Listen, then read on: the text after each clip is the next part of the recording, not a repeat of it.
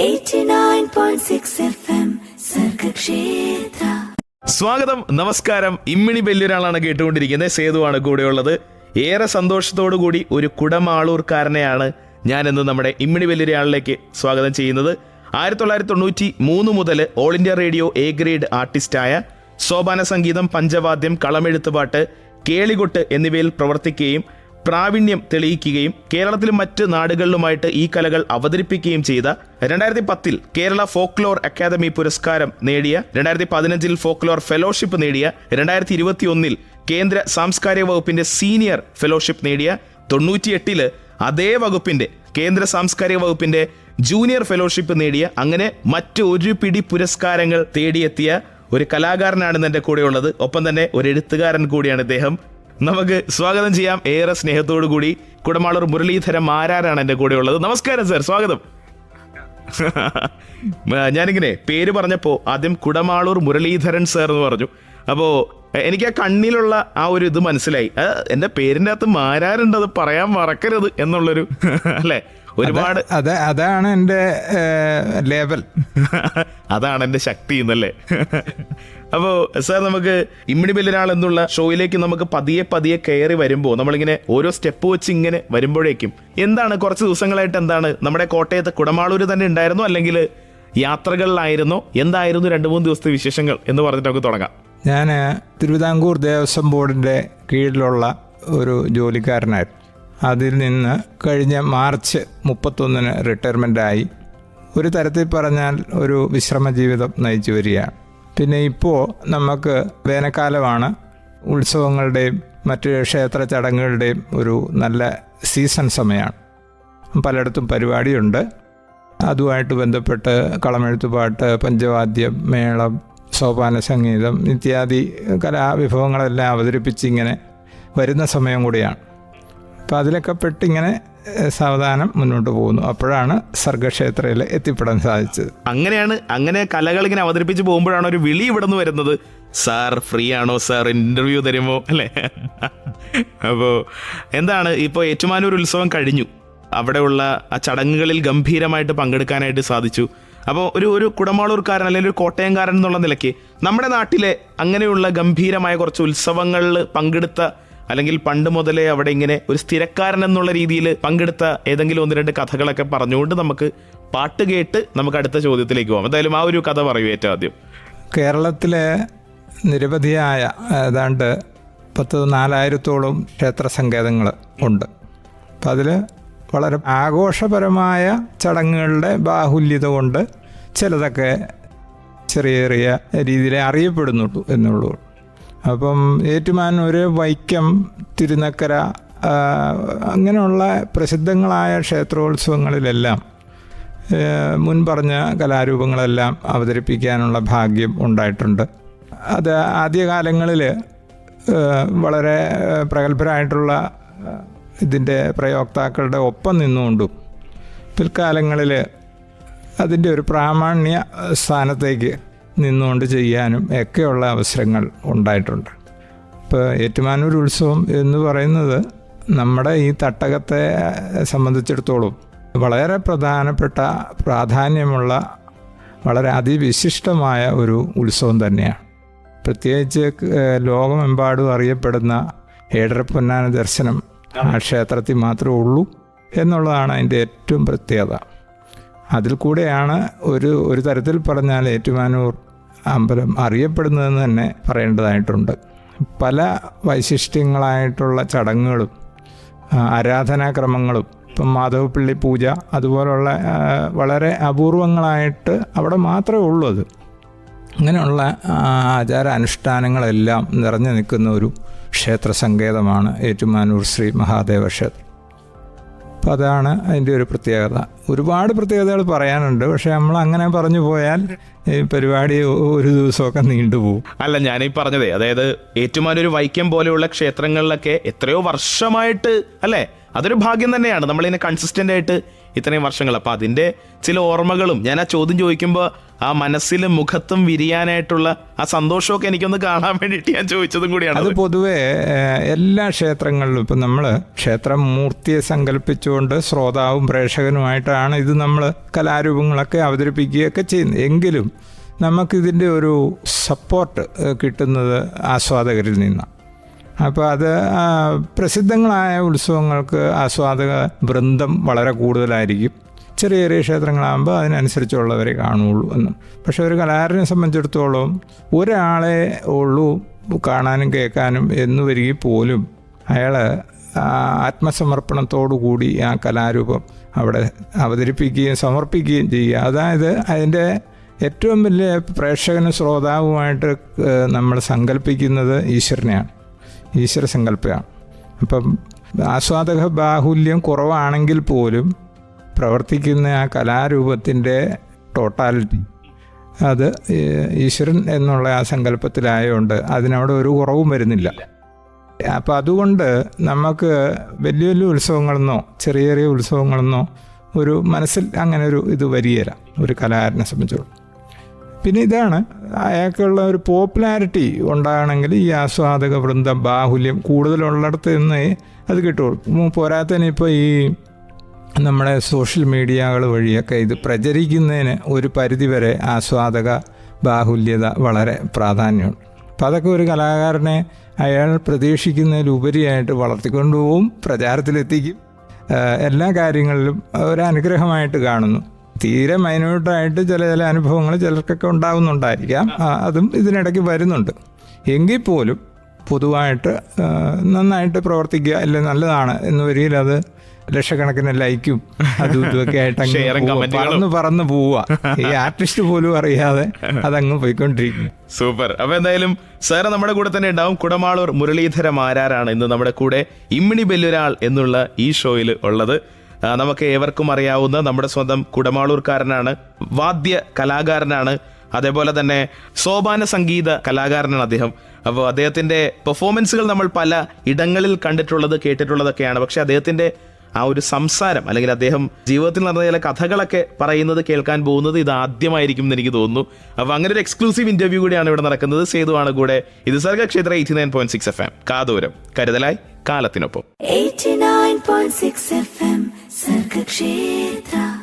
All India റേഡിയോയുടെ A grade artist. അതുമാത്രമല്ല, ഒരുപാട് വേദികളിൽ പെർഫോം ചെയ്യുകയും നിറഞ്ഞ കയ്യടികൾ നേടുകയും ചെയ്തുകൊണ്ടേയിരിക്കുന്ന ഒരു കലാകാരനാണ് എൻ്റെ കൂടെ ഉള്ളത്.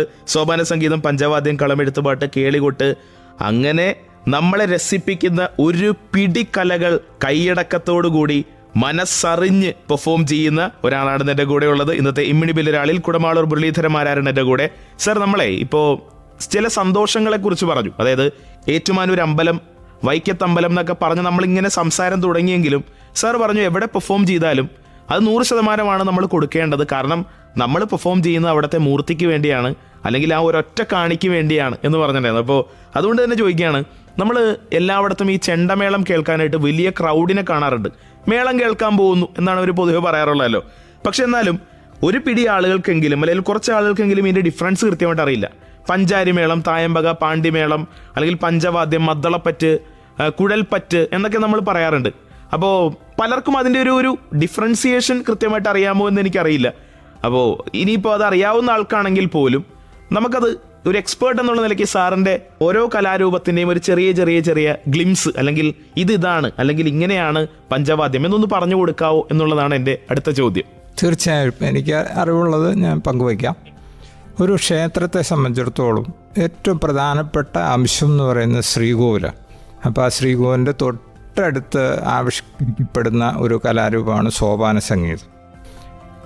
അതിനോടൊപ്പം തന്നെ വിശിഷ്ടമായ ചടങ്ങുകൾക്ക് നടത്തപ്പെടുന്ന വേറൊരു വാദ്യഘോഷം എന്ന് പറയാൻ പറ്റില്ല, വാദ്യ അനുഷ്ഠാന പ്രക്രിയ, അതാണ് പാണിവാദനം. അത് ഈ തിമിരപ്പാണിയുണ്ട്, മരപ്പാണിയുണ്ട്.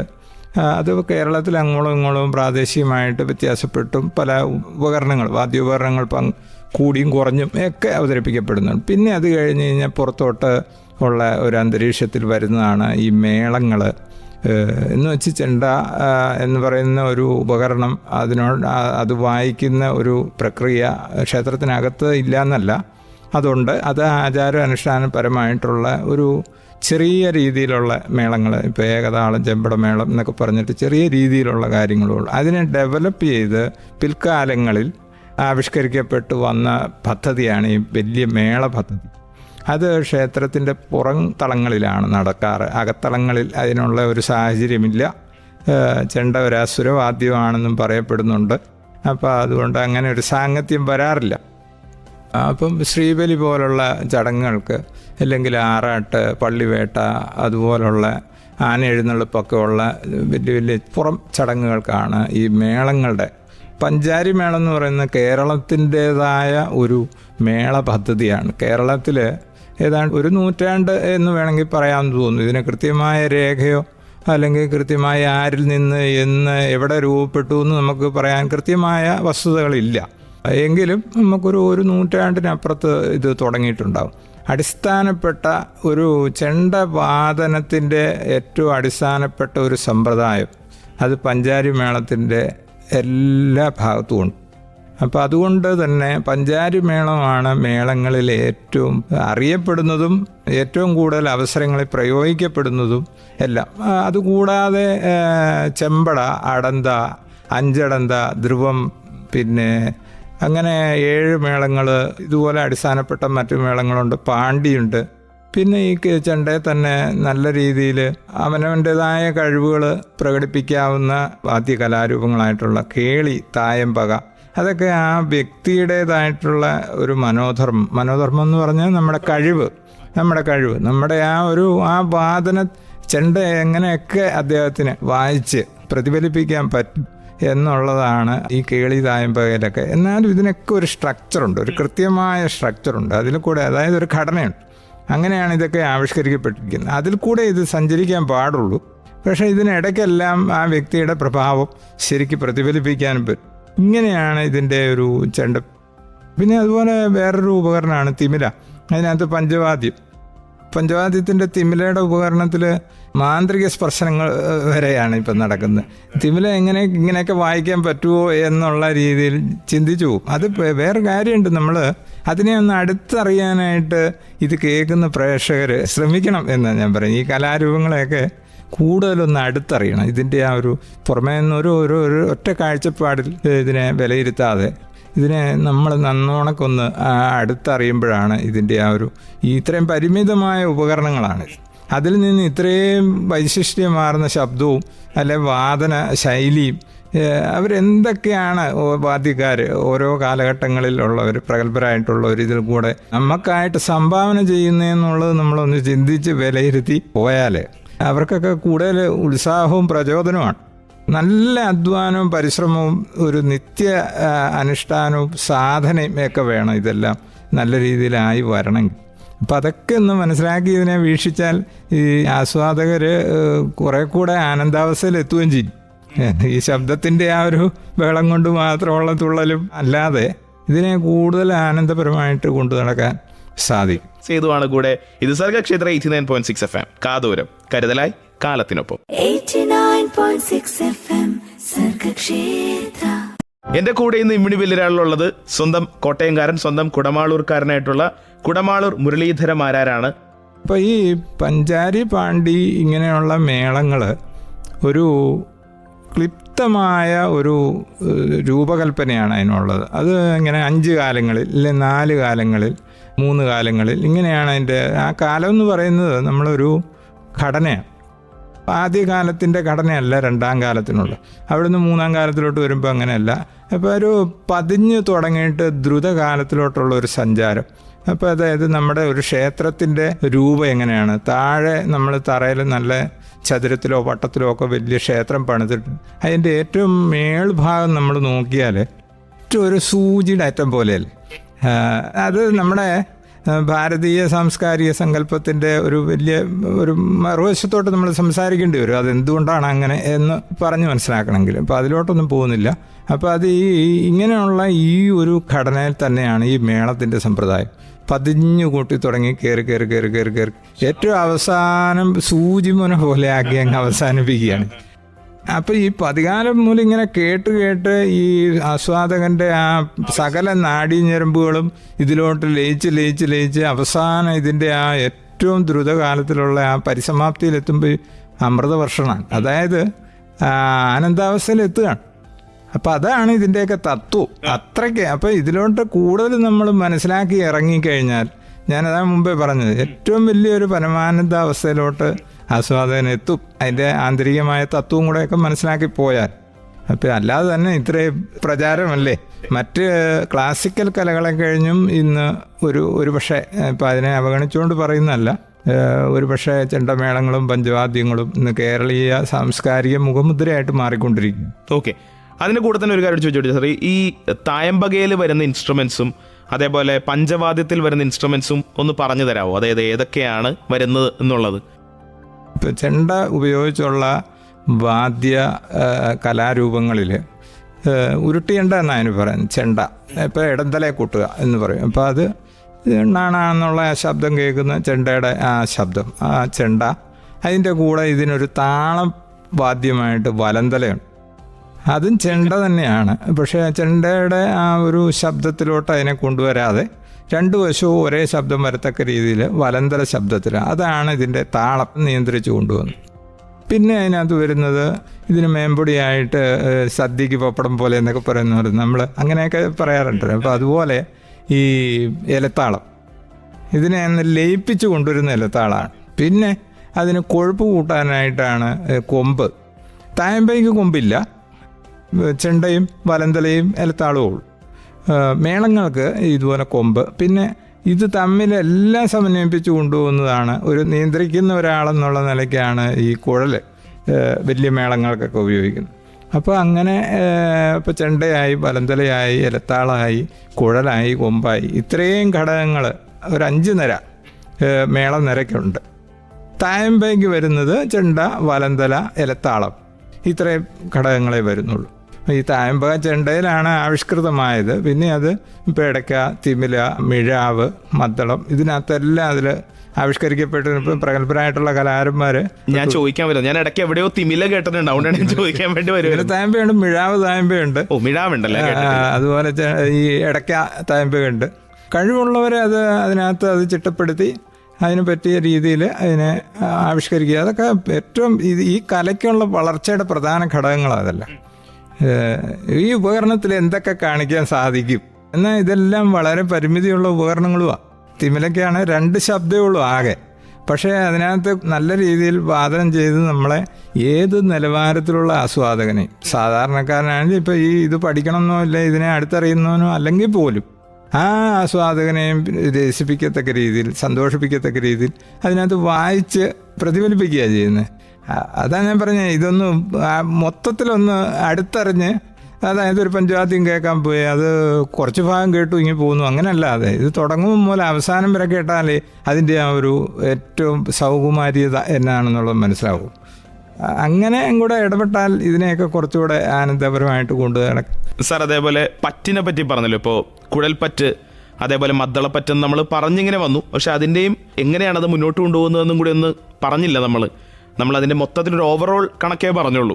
ആട്ടെ, അത് ഞാൻ പറഞ്ഞല്ലോ, ഈ ക്ഷേത്രത്തിലെ അടിസ്ഥാനപ്പെട്ട ആചാര അനുഷ്ഠാനങ്ങളുടെ ഘടകമായിട്ട് ഉണ്ടായി വന്ന ആദ്യത്തെ പറഞ്ഞ പാണി, അതുപോലെ നിത്യനിദാന ചടങ്ങുകളോടനുബന്ധിച്ച് വന്നിട്ടുള്ള ചെറിയ ചെണ്ട വാദന മേളങ്ങൾ, അതിൽ നിന്നൊക്കെ കാലാകാലങ്ങളിൽ പ്രഗത്ഭരായിട്ടുള്ള കലാകാരന്മാർ ആവിഷ്കരിച്ചുണ്ടാക്കിയ പദ്ധതികളാണ് ഈ പറ്റ് ഇങ്ങനെയൊക്കെ ഉള്ളത്.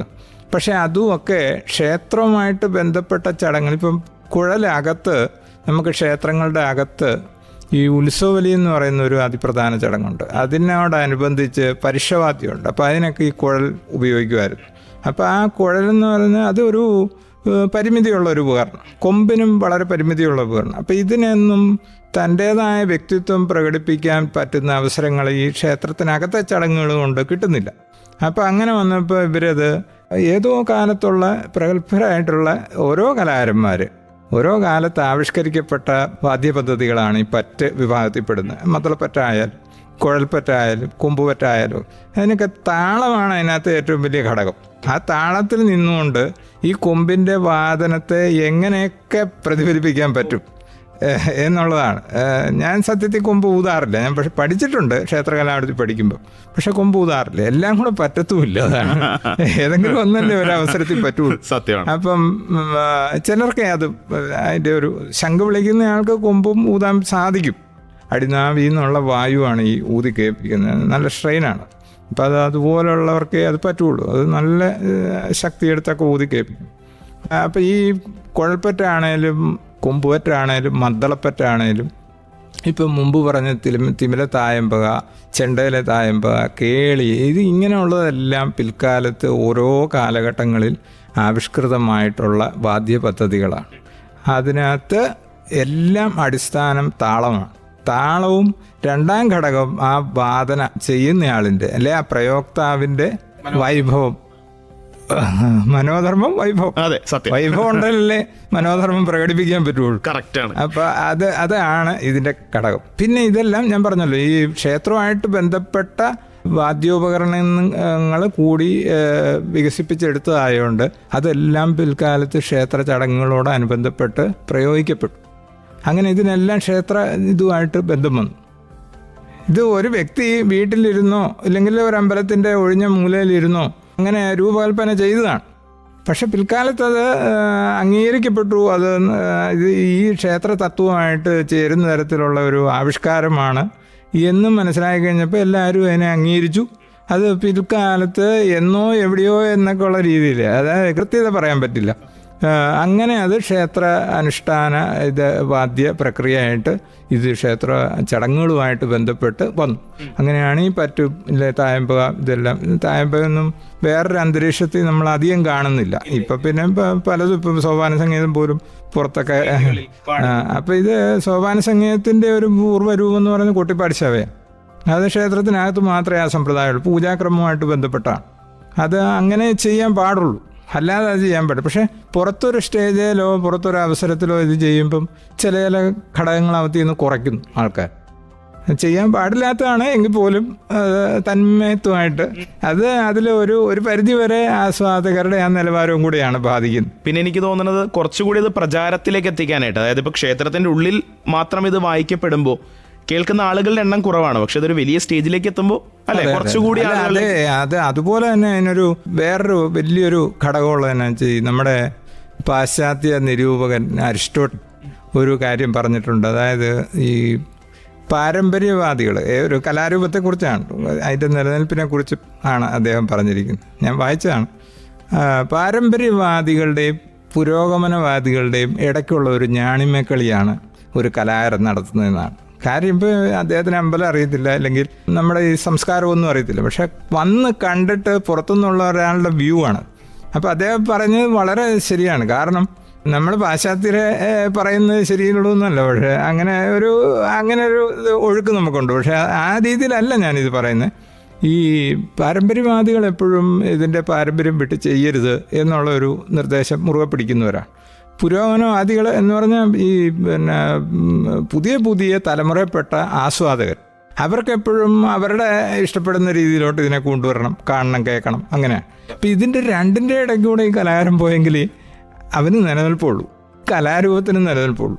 ഇല്ലെങ്കിൽ പല കലാരൂപങ്ങളും നമുക്ക് ഇന്ന് നമ്മുടെ ഇടയിൽ നിന്ന് അപ്രത്യക്ഷമായിക്കൊണ്ടിരിക്കും. അപ്പോൾ അങ്ങനെ ഒരു സാഹചര്യം വരാതെ നോക്കേണ്ടത് യഥാർത്ഥ മനോധർമ്മമുള്ള ഒരു കടപ്പാട് ആ കലയോടും സമൂഹത്തോടുമുള്ള ഒരു കലാകാരൻ ഇത് രണ്ടും കൂടെ ഇതിൻ്റെ ഇടയ്ക്കൂടെ ഇത് സമന്വയിപ്പിച്ച് കൊണ്ടുപോകണം. അങ്ങനെയാണ് ഈ സോപാന സംഗീതമൊക്കെ ഈ പുറം വേദികളിലോട്ട് എത്തിപ്പെടാനും അതിനെ മാറ്റങ്ങൾക്കും പരിഷ്കാരങ്ങൾക്കും പരിണാമങ്ങൾക്കും ഒക്കെ വിധേയമായത്. ഇല്ലെങ്കിൽ അത് ഒരു ക്ഷേത്ര സങ്കല്പത്തിൻ്റെ അകത്ത് തന്നെ ആ കുട്ടിപ്പാടി സേവ സമ്പ്രദായത്തിൽ തന്നെ നിലനിന്നേനെ. അതെ. പക്ഷേ ഇതിപ്പോൾ ഈ പറഞ്ഞ പോലെ ആ ഒരു ചെറിയ നേർത്ത വരമ്പിലൂടെ പോയിരിക്കുന്ന ഒരുപാട് പേര് കാരണം ഇതിപ്പോൾ എല്ലായിടത്തും എത്തിയെന്നല്ലേ. ഈ സംസാരം തുടർന്നുകൊണ്ടേയിരിക്കും. എൻ്റെ കൂടെയുള്ളത് മേളപ്രമാണി കുടമാളൂർ മുരളീധരമാരാരാണ്. സർ, ഒരു പാട്ട് സാറിന് ഇഷ്ടപ്പെട്ടത് പറയാൻ പറഞ്ഞാൽ പറയുമോ? നമുക്കത് ഒരുമിച്ച് കേൾക്കാം. തീർച്ചയായിട്ടും ഒന്നല്ല, ഒരുപാട് പറയാനുണ്ട്. ഞാനൊരു സ്ഥിരമായിട്ടുള്ള റേഡിയോ ശ്രോതാവാണ്. അപ്പോൾ ഈ പാട്ടുകൾ കാര്യം വാദ്യ വിഭാഗത്തിൽപ്പെടുന്നവർ അവരുടേതായിട്ടുള്ള ആ ലോകത്ത് മാത്രം ഒതുങ്ങിക്കൂടുന്നവർ. പക്ഷേ എല്ലാം വേണ്ട ജീവിതത്തിൽ. സത്യമാണ്. അപ്പം ഞാൻ ഇതെല്ലാം ആസ്വദിക്കുന്ന കൂട്ടത്തിലാണ്. അപ്പം നമ്മുടെ കേരളത്തിൻ്റെ ഒരു നല്ല തനിമ വിളിച്ചു പറയുന്ന നമ്മുടെ KS ചിത്രാമ്മ പാടിയൊരു പാട്ടുണ്ട്, തുമ്പയും തുളസിയും കുടമുല്ലപ്പൂ. സൂപ്പർ. അപ്പൊ പാട്ട് നമുക്ക് കേൾക്കാം. നമുക്ക് അതിനകത്ത് എന്റെ കളമെഴുത്തും ഒക്കെ വരുന്നുണ്ടെന്നായിരിക്കും, വേലയും പൂരവും എല്ലാം വരുന്നത്. അതായത് മൊത്തത്തിലൊരു കേരള സോങ് എന്ന് പറഞ്ഞ് നമുക്ക് കേൾപ്പിക്കാൻ പറ്റും. കേരളത്തിൻ്റെതായ തനിമയും സംസ്കാരവും പ്രത്യേകിച്ച് എൻ്റെ ഈ വിഭാഗത്തിൽ ക്ഷേത്രവുമായിട്ട് ബന്ധപ്പെട്ട എല്ലാ കാര്യങ്ങളും അതിനകത്ത് വരുന്നുണ്ടെന്ന് തോന്നുന്നു. അപ്പോൾ അതുകൊണ്ട് നെഞ്ചിലേറ്റിയ ഒരു പാട്ടാണത്. അപ്പം അത് കേട്ടാൽ സന്തോഷമാണ്. ആ പാട്ട് തന്നെ നമുക്ക് കേൾക്കാം. ഒപ്പം തന്നെ കേട്ടുകൊണ്ടിരിക്കുക സർഗക്ഷേത്ര 89.6 FM, കാതോരം കരുതലായി കാലത്തിനൊപ്പം. 89.6 FM സർഗക്ഷേത്ര. എന്റെ കൂടെ ഇന്ന് ഇമ്മിണി ബെല്ലിരാളിലുള്ളത് സ്വന്തം കോട്ടയംകാരൻ, സ്വന്തം കുടമാളൂർക്കാരനായിട്ടുള്ള കുടമാളൂർ മുരളീധര മാരാരാണ്. ഒരുപാട് വേദികളിൽ നമ്മൾ ഇദ്ദേഹത്തെ കണ്ടിട്ടുള്ളതാണ്. മേള പ്രമാണിയായിട്ട് കണ്ടിട്ടുണ്ട്. അല്ലെങ്കിൽ നമ്മൾ ചിലയിടങ്ങളിൽ ചില അമ്പലങ്ങളിലൊക്കെ ചെല്ലുമ്പോൾ അവിടെ സോപാന സംഗീതം നമുക്ക് വേണ്ടി ഒരുക്കുന്ന ഒരു കലാകാരനായിട്ട് കണ്ടിട്ടുണ്ട്. അങ്ങനെ നമ്മൾ ഇദ്ദേഹത്തിൻ്റെ മുഖം നമുക്ക് നല്ല പരിചയമുണ്ട്. പക്ഷേ ഇദ്ദേഹത്തിൻ്റെ മനസ്സിൽ നിന്ന് വരുന്ന ചില ചിന്തകളും ഇദ്ദേഹത്തിൻ്റെ പേഴ്സണൽ ചില കഥകളും ഒക്കെ നമ്മൾ കേട്ടിട്ടുണ്ടോ എന്ന് ചോദിച്ചിട്ടുണ്ടെങ്കിൽ ഇല്ല. അങ്ങനെ ഇന്റർവ്യൂസ് അങ്ങനെ ഓടി നടന്ന് കൊടുക്കുന്ന അങ്ങനത്തെ ഒരാളൊന്നുമല്ല ഞാൻ. സ്വന്തം ഒരു ഇഷ്ടത്തിന്റെ പുറത്ത്, അല്ലെങ്കിൽ നമ്മളിങ്ങനെ നിർബന്ധിച്ച് കൊണ്ടുവരില്ലേ, അങ്ങനെ ഞാൻ കൊണ്ടുവന്നിരിക്കുകയാണ് കുടമാളൂർ മുരളീധര മാരാരെ. സർ, നമുക്കിനിയിപ്പോൾ അറിയേണ്ടത് ഈ ഒന്നിൽ കൂടുതൽ വിഷയങ്ങളിലുള്ള എക്സ്പെർട്ടീസിനെ കുറിച്ചാണ്. അതായത് സാർ ഒരേ സമയം ചെണ്ടമേളം, അല്ലെങ്കിൽ ഇപ്പോൾ നമ്മൾ ഈ നേരത്തെ പറഞ്ഞ പോലെ പഞ്ചവാദ്യം അവതരിപ്പിക്കുന്നു, അതേസമയത്ത് കളമെഴുത്ത് പാട്ട് ചെയ്യുന്നു, അതുപോലെ തന്നെ തൊട്ടടുത്ത വേദിയിൽ ഇതേ സോപാന സംഗീതം ചെയ്യുന്നത് കാണാം. അങ്ങനെ ഒരുപാട് കാര്യങ്ങൾ ഒരേ സമയത്ത് ചെയ്യുന്ന ഒരു രീതി ഉണ്ടല്ലോ, അതെങ്ങനെയാണ് അങ്ങനെ സാധിക്കുന്നത്? പിന്നെ ഇതിൻ്റെ ഒക്കെ ഒപ്പം ചോദിക്കട്ടെ, അതായത് ആകാശവാണിയിൽ A ഗ്രേഡ് ആർട്ടിസ്റ്റാണ്, പിന്നെ മറ്റ് ഒരുപാട് കലകൾക്കായിട്ട് മറ്റ് ഗ്രേഡുകളും ഒക്കെ ഉള്ള ഒരാളാണ്. അപ്പോൾ ശരിക്കും പറഞ്ഞിട്ടുണ്ടെങ്കിൽ നമ്മളുടെ ആകാശവാണി തന്നെ സാറിൻ്റെ കലയെ ഇത്ര അധികം അംഗീകരിച്ചിട്ടുള്ള ഒരു വ്യക്തി കൂടിയാണ്. എനിക്ക് തോന്നുന്നത് ഒരുപാട് ഇത്ര അധികം കലകളിൽ A to B ഗ്രേഡ് ഉള്ള, അല്ലെങ്കിൽ A ഗ്രേഡ് മുതൽ B ഗ്രേഡ് വരെയുള്ള വേറൊരു കലാകാരൻ ഇന്ത്യയിൽ ഇല്ലാന്ന് തോന്നുന്നു. അതുകൊണ്ടാണ് ചോദിക്കുന്നത്, എങ്ങനെയാണ് ഇങ്ങനെ ഒരുപാട് കലകളിൽ ഇങ്ങനെ എക്സ്പേർട്ട് ആവാനായിട്ട് സാധിച്ചത് എങ്ങനെയാണ്? അതിനെക്കുറിച്ച് പറഞ്ഞാൽ ദൈവാനുഗ്രഹം ഒന്ന്, പിന്നെ എൻ്റെ ഗുരുക്കന്മാരുടെയും, പിന്നെ എൻ്റെ പാരമ്പര്യത്തിൽ എൻ്റെ മുത്തച്ഛൻ കാട്ടിപ്പറമ്പ് ഗോപാലമാരാർ എന്നായിരുന്നു. അദ്ദേഹം സമീപ പ്രദേശങ്ങളിലുമൊക്കെ വർഷങ്ങൾക്ക് മുമ്പാണെന്ന് ഓർക്കണം, ഇന്നത്തെ പോലെ സോഷ്യൽ മീഡിയയോ അല്ലെങ്കിൽ ഓടി നടന്ന് പോയി വണ്ടിയിൽ പോയി കൊട്ടിയിട്ട് വരാനോ ഒന്നുമുള്ള കാലഘട്ടമല്ല. എങ്കിൽ പോലും വളരെ പ്രശസ്തനായിരുന്നു. കഥകളിക്കുകയോ ചെണ്ട കൊട്ടുകയും ഒക്കെ ചെയ്യുമായിരുന്നു. ക്ഷേത്രാനുഷ്ഠാന വാദ്യകലകളിലെല്ലാം അതിപ്രാവീണ്യമുള്ള ആളായിരുന്നു. എൻ്റെ അച്ഛനും അതായിരുന്നു. ഇപ്പം ഞാനിത് ഈ രംഗത്ത്, എൻ്റെ മകനെ ഈ രംഗത്ത് കൊണ്ടുവന്നിട്ടുണ്ട്. അയാളെല്ലാം കൂട്ടുകയും ചെയ്യും, പഠിച്ചിട്ടുണ്ട്. അപ്പം ഇത് ഇങ്ങനെ ഒരു പാരമ്പര്യം, അതുപോലെ തന്നെ ആ കാലഘട്ടങ്ങളിൽ ഒരു ക്ഷേത്രത്തിൽ ഇത്രയും, ക്ഷേത്രത്തിൽ നല്ല ഈ നാടുകളിൽ, ഈ കേരളത്തിൽ പൊതുവെ എന്ന് തന്നെ പറയാം, ഈ രംഗത്ത് ഈ വാദ്യകലയിൽ ഇത്രയും ആൾക്കാർ ഇന്നത്തെ പോലെ അന്നില്ലായിരുന്നു. ഒന്നാമത് അതിൻ്റെ കാര്യം പ്രതിഫലമൊക്കെ തീരെ കുറവാണ്. നല്ല കഷ്ടപ്പാടുണ്ട്, എന്നാൽ അതിനനുസരിച്ചുള്ള ജീവിത സാഹചര്യത്തിന് പറ്റിയ രീതിയിലുള്ള ദക്ഷിണ കിട്ടാറില്ല, തീരെ കുറവായിരുന്നു. അപ്പോൾ അതൊക്കെ കൊണ്ട് ഇതിലോട്ട് അധികം ആൾക്കാർ വരിക. കഷ്ടപ്പാടാണ് ഒന്നാമത്തെ ഘടകം. പിന്നെ പോരാഞ്ഞിട്ട് ഈ അധ്വാനം, ഇത് പഠിക്കണമെങ്കിലുള്ള പോരാഞ്ഞിട്ട് ഈ സാമ്പത്തികം ലാഭം വളരെ കുറവാണ്. ഇതൊരു അനുഷ്ഠാനമായിട്ട് ഇപ്പോൾ എൻ്റെ സമുദായം ഇതാണ്. ഞാൻ മാരാർ സമുദായം എന്ന് പറഞ്ഞു കഴിഞ്ഞാൽ ക്ഷേത്രവാദ്യ പ്രക്രിയകൾ ചെയ്തു വരുന്ന സമുദായം പാരമ്പര്യമായിട്ട്. അപ്പോൾ അതിൽ പെട്ടതുകൊണ്ട് തന്നെ എനിക്കത് ചെയ്യാതിരിക്കാൻ പറ്റത്തില്ല. എന്നാൽ പഠിച്ച് വേറെ ജോലിക്കൊക്കെ പോകാമായിരുന്നു, പഠിക്കുകയൊക്കെ ചെയ്തു. എന്നാലും നമുക്കിതാണ് ദൈവം പറഞ്ഞിരിക്കുന്നത്. അതാണ് ഞാൻ പറയാം, ഒന്ന് ദൈവാധീനം, പിന്നെ ഈ പാരമ്പര്യമായിട്ടുള്ള. അപ്പോൾ അന്നത്തെ കാലത്ത് ഇത്രയും പ്രയോക്താക്കളില്ല. അപ്പം നമ്മൾ ഒരു ക്ഷേത്രത്തിലോട്ട് ചെന്നാൽ അവിടെ ചെയ്യേണ്ടതെല്ലാം നമ്മൾ പഠിക്കണമായിരുന്നു അന്ന്. ഒരു സോപാന സംഗീതം, ഒരു ഇടയ്ക്കാവട്ടി പാടുക, അത് കഴിഞ്ഞാൽ കളം വരയ്ക്കണമെങ്കിൽ അത് ചെയ്യണം, ഉത്സവലിക്ക് പാണി കൂട്ടണേ അത് ചെയ്യണം, പിന്നെ ഒരു ചെണ്ടമേളം ചെറുതായിട്ട് നടത്തി കൂട്ടണേ അത് ചെയ്യണം, അപ്പം അതിൻ്റെ കൂടെ പഞ്ചവാദ്യം ഉണ്ട് അതും ചെയ്യണം. അപ്പോൾ ഇതെല്ലാം പഠിക്കണമായിരുന്നു. ഇന്നിപ്പോൾ എന്ന് പറഞ്ഞു കഴിഞ്ഞാൽ ഏതെങ്കിലും ഒരു വിഭാഗത്തിലാണ് കൂടുതൽ ശ്രദ്ധയും കഴിവും കൊടുത്ത് അവർ പഠിച്ച് മുന്നോട്ട് പോകുന്നത്. എല്ലാം കൂടെ കൊണ്ട് ഞാനൊക്കെ അന്ന് ചെറുപ്പത്തിലൊക്കെ എന്ന് പറഞ്ഞാൽ ചെണ്ടയും തിമിലയും എല്ലാം ആയിട്ട് ഈ വണ്ടിയിലൊക്കെ ചെന്ന് കയറി ബസ്സിലൊക്കെ കയറി പോകുമ്പോൾ വലിയ ബുദ്ധിമുട്ടുണ്ടായിരുന്നു. കാരണം വണ്ടിക്കാർ കയറ്റുകയില്ല. അവര് പുറത്ത് കയറ്റാൻ വരെ പറഞ്ഞ സംഭവമുണ്ട്. ഒരാൾക്കുള്ള സ്ഥലം പോവുമല്ലോ ഒരാൾക്കല്ല, ഈ സാധനങ്ങൾ കൊണ്ടുപോയി വേറെ ആൾക്കാരുടെ മേത്ത് മുട്ടും. അതുപോലൊക്കെ ഉള്ള കക്ഷി. ഇന്നിപ്പോൾ ബൈക്കല്ലേ, കാറുണ്ട്, അല്ലെങ്കിൽ വേറെ ആരെങ്കിലും കൊണ്ടുപോകും അങ്ങോട്ടും ഇങ്ങോട്ടും ഒക്കെ. അതിനനുസരിച്ച് കലാകാരന്മാരും ഉണ്ട്. സാഹചര്യം മാറിയപ്പം ഈ രംഗത്തോട്ട് ഒത്തിരി കലാകാരന്മാർ വന്നു പെടുന്നു. അപ്പോൾ ഇത് ഏതെങ്കിലും ഒരു കാര്യം, ഒരു താളം പിടിക്കുന്നയാൾ അതിലൊരു വിധം ഭംഗിയായിട്ട് പ്രാക്ടീസ് ചെയ്ത് അത് മുന്നോട്ട് കൊണ്ടുപോയാൽ മതി, അതൊക്കെ പരിപാടികൾ കിട്ടും. ഞങ്ങളുടെ കാലത്ത് അങ്ങനെ അല്ലായിരുന്നു. അപ്പോൾ അതുകൊണ്ട് തന്നെ ഇതെല്ലാം പഠിക്കേണ്ടി വന്നു. ആ പഠിച്ചു വന്നപ്പം ഈ സമുദായത്തിൽപ്പെട്ടു. ഈ ക്ഷേത്രത്തിൽ നിന്ന് അമ്പലത്തിൽ തന്നെയാണ് ജീവിതം മുഴുവൻ. അപ്പം പിന്നെ ഇത് ക്രിയേറ്റ് ചെയ്ത് കൊണ്ടുപോവുക, അതിൽ കഴിയാവുന്നിടത്ത് എത്തുക എന്നുള്ള പരിശ്രമം. അങ്ങനെയാണ് ഇതിനകത്തെല്ലാം. എങ്കിൽ പോലും ചിലരൊക്കെ 1-2 കാര്യങ്ങളിലേ പെടാറുള്ളൂ. ഞാനിത് എനിക്ക് ഒഴിവുള്ളപ്പോഴൊക്കെ ഞാൻ മറ്റു കാര്യങ്ങളിൽ ഒന്നും ചെന്ന് പെടുകയില്ല. കളിക്കാൻ പോവും, അല്ലെങ്കിൽ ഈ ആഘോഷപരമായിട്ടുള്ള വിഷയങ്ങളിലൊന്നും പോവുകയില്ല. ഇതിങ്ങനെ കൊണ്ടു നടക്കും, വല്ലതും വായിക്കും, എഴുതും, ഇങ്ങനെയൊക്കെ ഉള്ളൂ. അപ്പം അങ്ങനെ അതിനകത്തെല്ലാം എന്തെങ്കിലും ആകാൻ സാധിച്ചു. അപ്പം അത് റേഡിയോയിലുമൊക്കെ അപ്ലൈ ചെയ്യുമായിരുന്നു. ഇങ്ങനെ ആദ്യം പഞ്ചവാദ്യമാണ് കിട്ടിയത്. അത് കഴിഞ്ഞ് ഞാനിങ്ങനെ അപ്ലൈ ചെയ്തു. എനിക്ക് സോപാന സംഗീതം അറിയാം, എനിക്ക് കളമെഴുത്ത് പാട്ടറിയാം. അപ്പോൾ അങ്ങനെയാണ് അത് ഓരോന്നും പിന്നീട് കിട്ടുകയൊക്കെ ചെയ്തത്. അതൊരു വലിയ അനുഗ്രഹമാണ്. കാരണം എനിക്ക് ഈ കേന്ദ്ര സാംസ്കാരിക വകുപ്പിൻ്റെ സ്കോളർഷിപ്പുകൾ 2 ഉണ്ടായിരുന്നു. അപ്പോൾ അതൊക്കെ കിട്ടാനൊരു ബേസ് ബയോഡാറ്റ നമുക്ക് ഈ റേഡിയോ നിലയത്തിലെ സർട്ടിഫിക്കറ്റ്. അപ്പോൾ ഓൾ ഇന്ത്യ റേഡിയോ എന്ന് പറഞ്ഞു കഴിഞ്ഞാൽ ഇന്ന് ഇച്ചിരി അപ്രസക്തമായിട്ട് മനുഷ്യർ കാണുന്നു. എന്ന് പറഞ്ഞാൽ റേഡിയോ പോലും എങ്ങും പല വീടുകളിലും ഇല്ല. പക്ഷെ ഒരു കാലത്ത് കലാകാരനെ സംബന്ധിച്ചിടത്തോളം പ്രത്യേകിച്ച്, കലാകാരൻ എന്ന് പറഞ്ഞാൽ മ്യൂസിക്കാകാം, ഇതുപോലെ നാടൻ കലകളാകാം, കഥാപ്രസംഗമാകാം, ഓട്ടംതുള്ളലാകാം, ഏത് കലയ്ക്കും ദൃശ്യമായിട്ട് കാണുന്നില്ലെങ്കിലും അതിൻ്റെ ശബ്ദഭാഗം ഇവർ റെക്കോർഡ് ചെയ്ത് അങ്ങനെ ആ കലാകാരന് എന്ത് വളർച്ചയുണ്ടായി. എത്രയോ കലാകാരന്മാരങ്ങനെ ഉണ്ടായിട്ട്. അപ്പം അതുകൊണ്ട് അതിനോടൊരു വല്ലാത്തൊരു അഭിനിവേശം. എൻ്റെ മുത്തശ്ശന് റേഡിയോയിൽ കേളികോട്ടുണ്ടായിരുന്നു.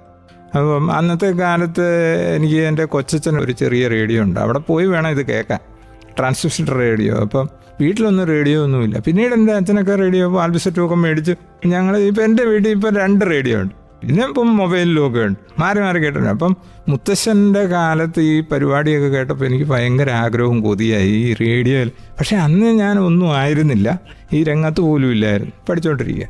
പിന്നീട് ആ ഓർമ്മകളാണ് എന്നെ അവിടെ കൊണ്ടാക്കിയത്. അപ്പം മുത്തശ്ശനും മരിച്ചു കഴിഞ്ഞപ്പം ആ വാർത്ത പോലും ആകാശവാണി പറഞ്ഞായിരുന്നു. അത്രയ്ക്ക് അദ്ദേഹത്തിന് അന്ന് പ്രചാരമുള്ള ഒരു വ്യക്തിയായിരുന്നു. അപ്പം അതൊക്കെ ഇപ്പോഴും ഞാൻ മനസ്സിൽ ഓർക്കുന്നുണ്ട്. അപ്പോൾ ഇന്നൊന്നും ആ സംവിധാനമൊന്നുമില്ല, എങ്കിലും അത്രയ്ക്ക് ഈ സംവിധാനത്തിനോട് എനിക്ക് ആഭിമുഖ്യം അതേ കാലം മുതലുണ്ട്. അങ്ങനെയാണ് റേഡിയോയിലും ഇങ്ങനെ എല്ലാ കലാരൂപങ്ങളും അവതരിപ്പിക്കാനും അത് നിരന്തരമായിട്ട് അപേക്ഷിക്കുകയും ഓഡിഷന് പോവുകയും പാസ്സാകുകയും ഒക്കെ ചെയ്താണ് ഇത് നേടിയത്. അപ്പോൾ അവിടെ പിന്നെ എ ഗ്രേഡ് കിട്ടി. ബി ഹൈ ആണ് ആദ്യം, ബിയിൽ നിന്ന് ബി ഹൈ, പിന്നെ എ ഗ്രേഡ്, ഇനി എ ഹൈ ഉണ്ട്, എ ടോപ്പുണ്ട്. പിന്നെ നമുക്ക് അതുപോലെ അവിടെ ഓഡിഷൻ ബോർഡ് ജഡ്ജിങ് പാനൽ മെമ്പറായി. അത് ഈ പറഞ്ഞ പോലെ ഒട്ടും ചിന്തിക്കാത്തൊരു കാര്യമാണ്. ഒരു സുപ്രഭാതത്തിൽ ഇങ്ങനെ വിളിച്ചിട്ട് ഇങ്ങനെ പറഞ്ഞു, തിരഞ്ഞെടുത്തിട്ടുണ്ട് കേട്ടോ എന്ന് പറഞ്ഞു. കണ്ണിക്കൂടെ വെള്ളം വന്നു സത്യം. എന്നുവെച്ചാൽ ഒരു കലാകാരന് റേഡിയോയിൽ നിന്ന് കിട്ടാവുന്ന വലിയൊരു ബഹുമതിയാണ്, അത് പറയാതിരിക്കാൻ പറ്റും. മറ്റ് അവാർഡുകളെയൊക്കെ കഴിഞ്ഞും അതിനൊരു തൂക്കം കൂടുതലുണ്ട്. അത് ഞാൻ അങ്ങനെയാണ് കരുതുന്നു. ഏത് പുരസ്കാരം കിട്ടിയാലും എവിടെ നിന്നൊക്കെ അനുമോദനങ്ങൾ വന്നാലും ആകാശവാണി തന്ന ആ പേരും ആ സർട്ടിഫിക്കറ്റിന്റെയും തട്ട് താണ് തന്നെ ഇരിക്കും എന്നല്ലേ? തീർച്ചയായും. കേട്ടുകൊണ്ടിരിക്കുക. കുടമാളൂർ മുരളീധരമാരാർ എൻ്റെ കൂടെ തന്നെ ഉണ്ടാവും. ഒരുപാട് വിശേഷങ്ങൾ ഇനിയും പറയാനുണ്ട്. എനിക്കിപ്പോൾ സാറ് ഇത്രയും കാര്യങ്ങൾ ഈ ക്ഷേത്രവുമായിട്ട് ബന്ധപ്പെട്ട് തന്നെയാണ് ജീവിതം മുന്നോട്ട് പോയത് എന്ന് പറഞ്ഞുകൊണ്ട് തന്നെ എനിക്ക് സാറിനെ ദിനചര്യയെക്കുറിച്ച് കൂടി ചോദിക്കണമെന്ന് തോന്നുന്നു. അങ്ങനെ അതായത് നമ്മൾ ഓരോരുത്തരെ കുറിച്ച് ഇങ്ങനെ അവരിങ്ങനെ കഥകൾ പറയുമ്പോഴാണല്ലോ, അല്ലെങ്കിൽ അവരുടെ ജീവിതം പറയുമ്പോഴാണല്ലോ കൂടുതൽ അറിയാനായിട്ട് തോന്നുന്നത്. അപ്പോൾ അങ്ങനെയുള്ള കാര്യങ്ങൾ കൂടി ഞാൻ ചോദിക്കുന്നുണ്ട്. പ്രാക്ടീസ് എപ്പോഴാണ് ചെയ്യുന്നത്, എത്ര മണിക്ക് എഴുന്നേക്കും, ഇതൊക്കെ നമുക്ക് ചോദിക്കണം. അതിനോട്ട് കേട്ടുകൊണ്ടിരിക്കുക. സേതുവാണ് കൂടെ. ഇത് സർഗക്ഷേത്ര 89.6 FM. കാതോരം കരുതലായി കാലത്തിനൊപ്പം. 89.6 FM സർഗക്ഷേത്ര.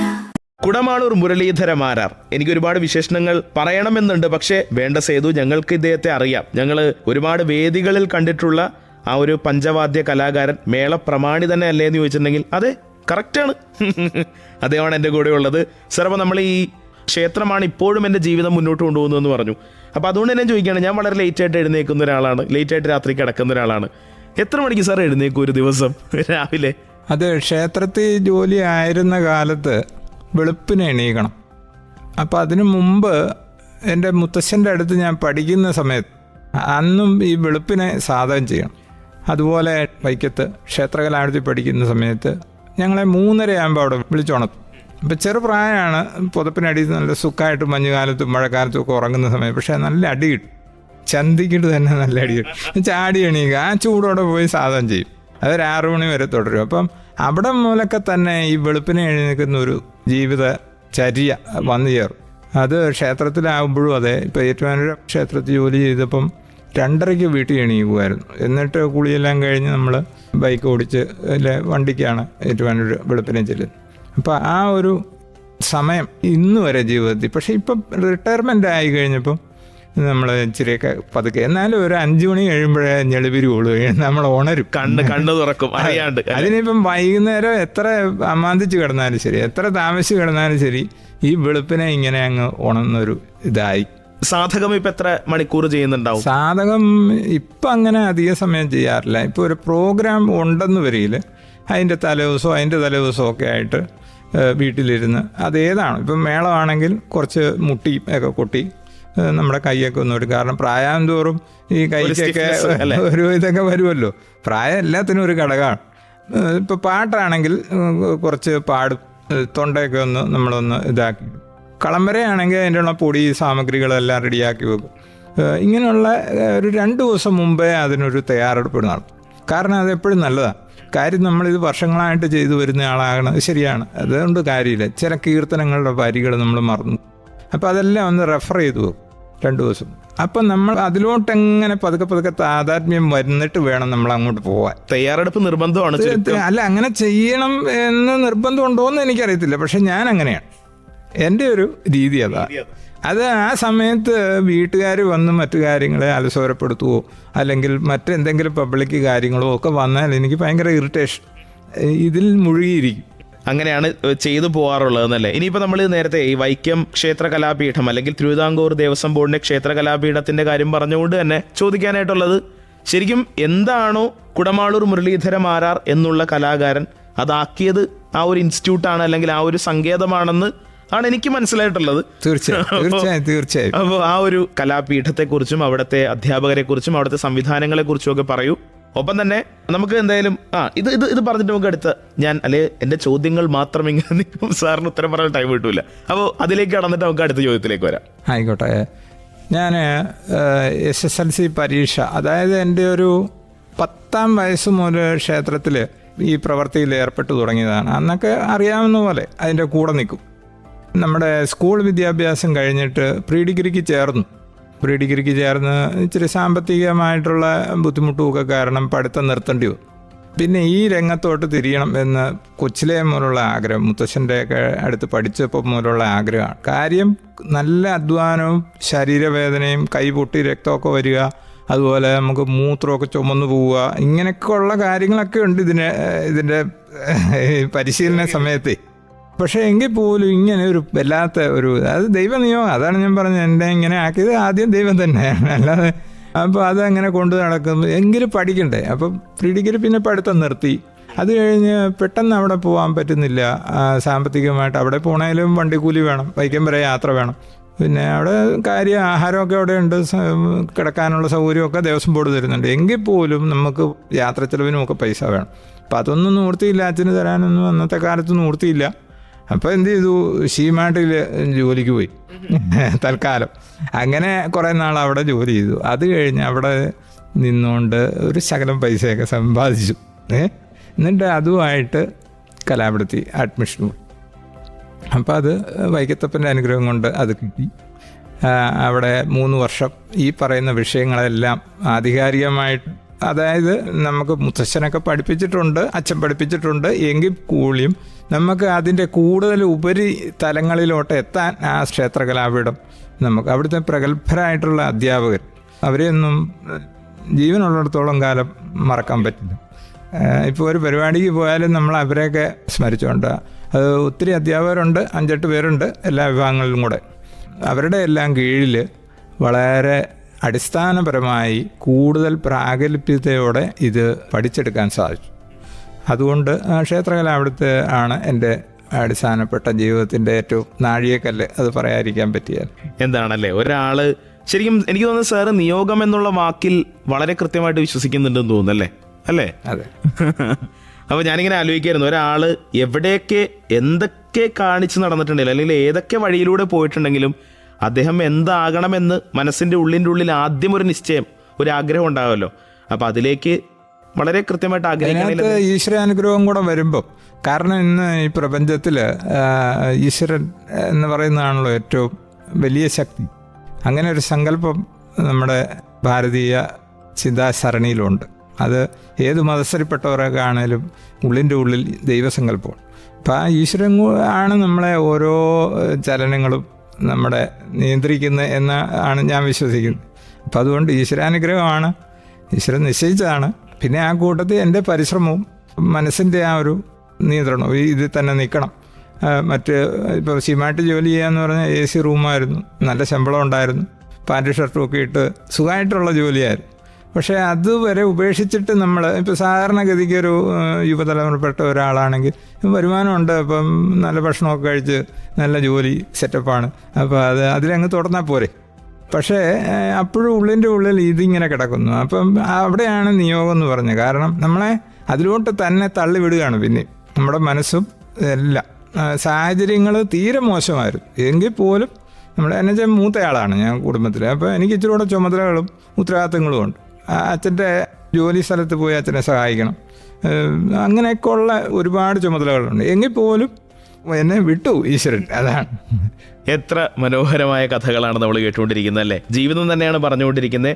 കുടമാളൂർ മുരളീധരന്മാരാരുടെ കേട്ടുകൊണ്ടിരിക്കുക സർഗക്ഷേത്ര 89.6 FM. കാതോരം കരുതലായി കാലത്തിനൊപ്പം. 89.6 FM സർഗക്ഷേത്ര. എന്റെ കൂടെ ഇന്നുള്ളത് പഞ്ചവാദ്യത്തിൽ നമ്മളെ ഏറെ ത്രസിപ്പിച്ചിട്ടുള്ള ഒരു കലാകാരനാണ്, മേളപ്രമാണി കുടമാളൂർ മുരളീധരന്മാരാണ് നമ്മുടെ കൂടെ ഇമ്മിണി ബെല്ലിരാളിലുള്ളത്. സർ, അപ്പോൾ വീട്ടിലെ കാര്യങ്ങൾ നമുക്ക് ചോദിക്കണം. അതിൻ്റെ കൂടെ ഞാൻ നേരെ ചോദിച്ചില്ല എന്നുള്ള രീതിയിലൊരു ചോദ്യം ഇങ്ങനെ മുറിച്ചിരുന്നു ഇടയിൽ വെച്ചിട്ട് അല്ലേ? ആ ചോദ്യം കൂടി എനിക്ക് ഇനിയിപ്പോൾ ചോദിക്കാനുണ്ട്. ആദ്യം നമുക്ക് വീട്ടിൽ ആരൊക്കെയുണ്ട്, വീട്ടിലെ വിശേഷം നമുക്കറിയണം. അത് കഴിഞ്ഞിട്ടുണ്ടെങ്കിൽ ഈ ഒരു ക്ഷേത്ര കലാപീഠത്തിലെ ആ ഒരു പഠനത്തിനൊടുവിലാണ് നമ്മൾ ഒരു ഗവൺമെൻറ് ജോലിയിലേക്ക് എത്തുന്നത്. ക്ഷേത്ര കലകളിലെ ഒരു ആർട്ടിസ്റ്റ് എന്നുള്ള നിലയ്ക്ക് നമ്മൾ ഗവൺമെൻറ് സർവീസിലേക്ക് കയറുന്നത്. അപ്പോൾ അതിലേക്കും കൂടി നമുക്ക് ഇനിയിപ്പോൾ ഒന്ന് വരണം. വീട്ടുകാരിൽ തുടങ്ങി നമുക്ക് പണ്ട് കിട്ടിയ ജോലിയിലേക്ക്. ഓരോ ചോദ്യമായിട്ട് ചോദിച്ചാൽ എളുപ്പമുണ്ട്, കണക്ട് ചെയ്ത് ചോദിച്ചാൽ ഞാൻ ചിലപ്പോൾ മറന്നു പോകുന്നത്. എന്തായാലും ഞാൻ ചോദിച്ചോളാം. എന്തായാലും വീട്ടുകാരെ കുറിച്ച് പറഞ്ഞോളൂ ഏറ്റവും ആദ്യം. കുടുംബം എന്ന് പറഞ്ഞാൽ ഞാൻ, ഭാര്യ, 2 മക്കള്. മൂത്തയാള് ആണാണ്, മകൻ വിഷ്ണുദേവ് മാര. ഇപ്പം മർച്ചന്റ് നേവി ജോലിയാണ്, ഇലക്ട്രിക്കൽ ടെക്നിക്കൽ ഓഫീസറാണ്. ഇളയാള് ദേവിക, അവൾ ഇപ്പോൾ ബാംഗ്ലൂർ ഒരു കമ്പനിയുടെ വർക്കറ്റ് ഹോം ആയിട്ട് ജോലി ചെയ്യുന്നു. അവളുടെ വിവാഹം നിശ്ചയിച്ചിരിക്കുകയാണ്, ഏപ്രിലാണ്. അത് കഴിഞ്ഞാൽ ചിലപ്പോൾ വിദേശത്ത് പോവും, പയ്യനൊക്കെ അവിടെയാണ്. അങ്ങനെ 2 പേര് മക്കൾ. ഭാര്യ ഏറ്റുമാനൂരിനടുത്ത് പേരൂർ സ്വദേശിയാണ്. എൻ്റെ ഈ ജീവിതത്തിൽ എനിക്ക് ഏറ്റവും ദൈവം കഴിഞ്ഞ് കഴിഞ്ഞാൽ പിന്നെ നമ്മളെ നയിച്ചത് ഇവരാണ്, പ്രത്യേകിച്ച് ഭാര്യ, മക്കൾ ഈ കലാപരമായിട്ടുള്ള അന്തരീക്ഷത്തിന് കൂടെ തന്നെ ജീവിതത്തിൻ്റെ പന്താവിലും ഈ കലാജീവിതത്തിലും അവർ ഒരുമിച്ച് പോകുന്നു. അതായത് എൻ്റെ മകനെ ഞാൻ ഈ ക്ഷേത്രാനുഷ്ഠാന വാദ്യ കലകളെല്ലാം പഠിപ്പിച്ചിട്ടുണ്ട്. ഞാൻ ഈ ചെയ്തു വരുന്ന എല്ലാം പഠിപ്പിച്ചിട്ടുണ്ട്, എനിക്കറിയാവുന്ന കാര്യങ്ങളെല്ലാം പഠിപ്പിച്ചിട്ടുണ്ട്. അപ്പം ഇപ്പോൾ ഇന്നലെ റേഡിയോയിൽ റെക്കോർഡിംഗ് ഉണ്ടായിരുന്നു. അപ്പോൾ അങ്ങനെ ആ കലയും ജോലി കഴിഞ്ഞ് ഇവിടെ വരുന്ന സമയത്ത് ക്ഷേത്രങ്ങളിൽ പോയി പരിപാടികളിൽ പങ്കെടുക്കുന്നു, നിറയെ പരിപാടിയുണ്ട്. അപ്പോൾ മകളാണെങ്കിൽ ഈ ചുവർച്ചിത്ര രചന നടത്തുന്നുണ്ട്, നന്നായിട്ട് അത് പഠിച്ച് വരയ്ക്കുന്നുണ്ട്. അപ്പോൾ അങ്ങനെ കലാപരമായിട്ടുള്ള ഒരു ഇതും കൂടെ സമന്വയിപ്പിച്ചാണ് അവർ കൊണ്ടുപോകുന്നത്. ഇനിയിപ്പോൾ ഭാവിയിലൊക്കെ എന്തായിത്തീരുമെന്ന് പറയാൻ പറ്റില്ല, അവരുടെ ജീവിതങ്ങളായി കഴിയുമ്പോഴേ. എന്തായാലും കലാജീവിതം സാർ മുന്നോട്ട് കൊണ്ടുപോകുന്നു എന്ന് പറഞ്ഞതിനകത്തൊരു കണക്ഷൻ കൂടി ഞാൻ പറഞ്ഞോട്ടെ. അതായത് ഈ 2 പേരും കലാജീവിതം മുന്നോട്ട് കൊണ്ടുപോകുന്നതിൻ്റെ പ്രധാനപ്പെട്ട കാരണം സാർ നേരത്തെ പറഞ്ഞ സാറിന് അച്ഛൻ മുത്തച്ഛനായിട്ട് പകർന്നു തന്നു, സാർ അത് അവർക്കും കൊടുക്കുന്നു. അപ്പോൾ അങ്ങനെ ഒരു സപ്പോർട്ട് സാറും അവർക്കും കൊടുക്കുന്നുണ്ട് എന്നുകൂടി ഞാനിങ്ങനെ പെട്ടെന്ന് ആലോചിച്ചു. അത് വേറൊരു കാര്യമുണ്ട്, ഈ സാധാരണ ആൺമക്കളെ പിന്നെ ഞങ്ങളുടെ ഈ പരമ്പരാഗതമായിട്ടുള്ള വാദ്യ ഇത് പഠിപ്പിച്ചിട്ട് ക്ഷേത്രത്തിൽ തന്നെ ജോലി, അങ്ങനെയാണ് അതിൻ്റെ ഒരു. ഇപ്പം മുത്തശ്ശൻ ക്ഷേത്ര ജീവനക്കാരനായിരുന്നു, ദേവസ്വം ബോർഡിൻ്റെ. അച്ഛൻ അതെയായിരുന്നു, ഞാനതെ. പക്ഷേ അടുത്ത തലമുറ വന്നപ്പോൾ അത് വേറെ ഇതിലോട്ടായിപ്പോയി, അത് മുറിഞ്ഞു. ക്ഷേത്രങ്ങളിൽ പരിപാടിക്ക് പോവാം എന്നുള്ളതല്ലാതെ ഒരു ക്ഷേത്ര അടിയന്തര പ്രവർത്തിക്കാരനായിട്ട് ജോലിയിൽ കിട്ടത്തില്ല ഇനി. അതിൽ നിന്ന് വ്യത്യസ്തനായിട്ട് മർച്ചൻ്റ് നേവിയിലാണ് ഉദ്യോഗസ്ഥനായിട്ട്. അങ്ങനെ ഒരു സാഹചര്യമുണ്ട്. എന്നാലും ഇത് പരിപാടി അവതരിപ്പിച്ച് പോവാം, ഈ രംഗത്ത് തന്നെ നിൽക്കും. പിന്നെ അത് ഓരോരുത്തരുടെ ഒരു പേഴ്സണൽ ഇൻട്രസ്റ്റും കൂടി ഉണ്ടല്ലോ, നമുക്ക് അതിൻ്റെ അകത്തും ഒരുപാട് ബഹളം വെക്കാൻ പറ്റൂല്ലോ. അല്ല, പഠിച്ചു വന്നപ്പോഴേ ഇലക്ട്രിക്കൽ എഞ്ചിനീയറിങ് അങ്ങനെ പഠിച്ചു വന്നപ്പോൾ അതുമൊക്കെ വളരെ ദൈവാധീനത്തോടെ ക്യാമ്പസ് സെലക്ഷൻ കിട്ടി, അങ്ങനെ അങ്ങ് പോയി. പിന്നെ അത് സാമ്പത്തികമായിട്ടും ഇപ്പം പരമ്പരകളായിട്ട് ഞങ്ങൾ ബുദ്ധിമുട്ട് കഷ്ടപ്പാടുകൾ അനുഭവിച്ചതാണ്. അപ്പോൾ ഇതൊക്കെ ശമ്പളമൊക്കെ കിട്ടുന്ന ഒരു മേഖലയാണ്.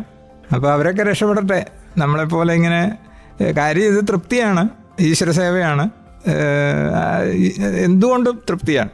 പക്ഷേ എങ്കിലും സാമൂഹികമായിട്ട് ജീവിക്കുമ്പോൾ നമുക്ക് സാമ്പത്തികമായിട്ടുള്ള അഭിവൃദ്ധി, മറ്റ് തലങ്ങളിൽ ജീവിത നിലവാരങ്ങൾ മെച്ചപ്പെടണം, ഇങ്ങനെയുള്ള എല്ലാം വരുമല്ലോ. അപ്പം അതനുസരിച്ച് അവർ പുതിയ തലങ്ങളിലോട്ട് പോകുന്നതിന് എനിക്ക് യാതൊരു സങ്കടവും ഇല്ല.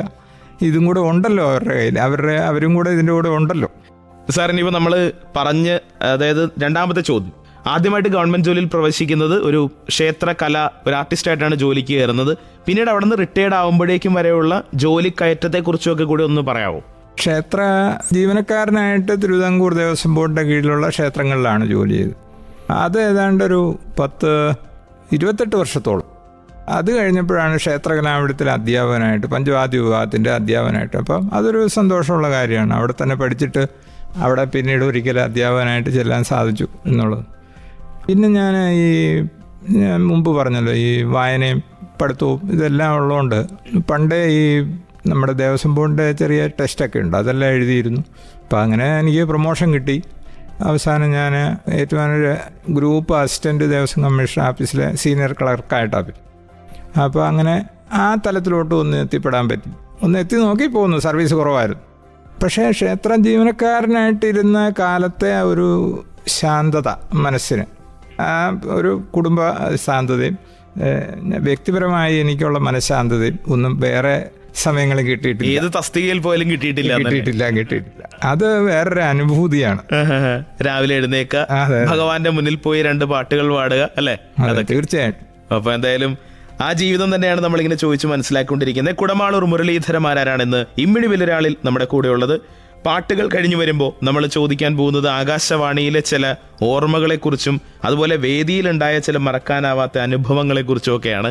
എന്തായാലും സാർ ഇത് ഷെയർ ചെയ്യും. കാരണം ഞാൻ സാറിൻ്റെ അടുത്ത് പറഞ്ഞൊരു കാര്യമുണ്ട്, സാറിന് ഇൻ്റർവ്യൂ കൊടുക്കാൻ മടിയാണെന്ന് എനിക്കറിയാം, പക്ഷേ ഞാൻ ചോദിക്കുന്ന ചോദ്യങ്ങളിൽ ഒരു മടിയും കാണിക്കരുത്, മുഴുവൻ ഉത്തരവും പറഞ്ഞു തന്നേക്കണം എന്ന് പറഞ്ഞിട്ടാണ് കൊണ്ടുവന്നിരിക്കുന്നത്. എന്നെ കുഴപ്പിക്കുന്നു ഒന്നും ചോദിക്കാതിരുന്നാൽ മതി, അത്രേ ഉള്ളൂ. അല്ല, ചില കലാകാരന്മാർ അങ്ങനെയാണ്. അവര് ഒന്നും, അതായത് അവരിങ്ങനെ ഇതാണ് അതാണെന്ന് പറഞ്ഞു നടക്കാൻ ആഗ്രഹിക്കുന്ന ആൾക്കാരല്ല. ആ കൂട്ടത്തിലാണ് എനിക്ക് മനസ്സിലായിടത്തോളം സാറും. പക്ഷേ നമുക്കിത് ജനങ്ങളിലേക്ക് ഈ പരിപാടിയിൽ എത്തിച്ചേ പറ്റുള്ളൂ. അതുകൊണ്ട് നമ്മൾ വീണ്ടും ചോദിക്കുന്നു, സാർ എന്തായാലും പറഞ്ഞു കേട്ടുകൊണ്ടിരിക്കുക.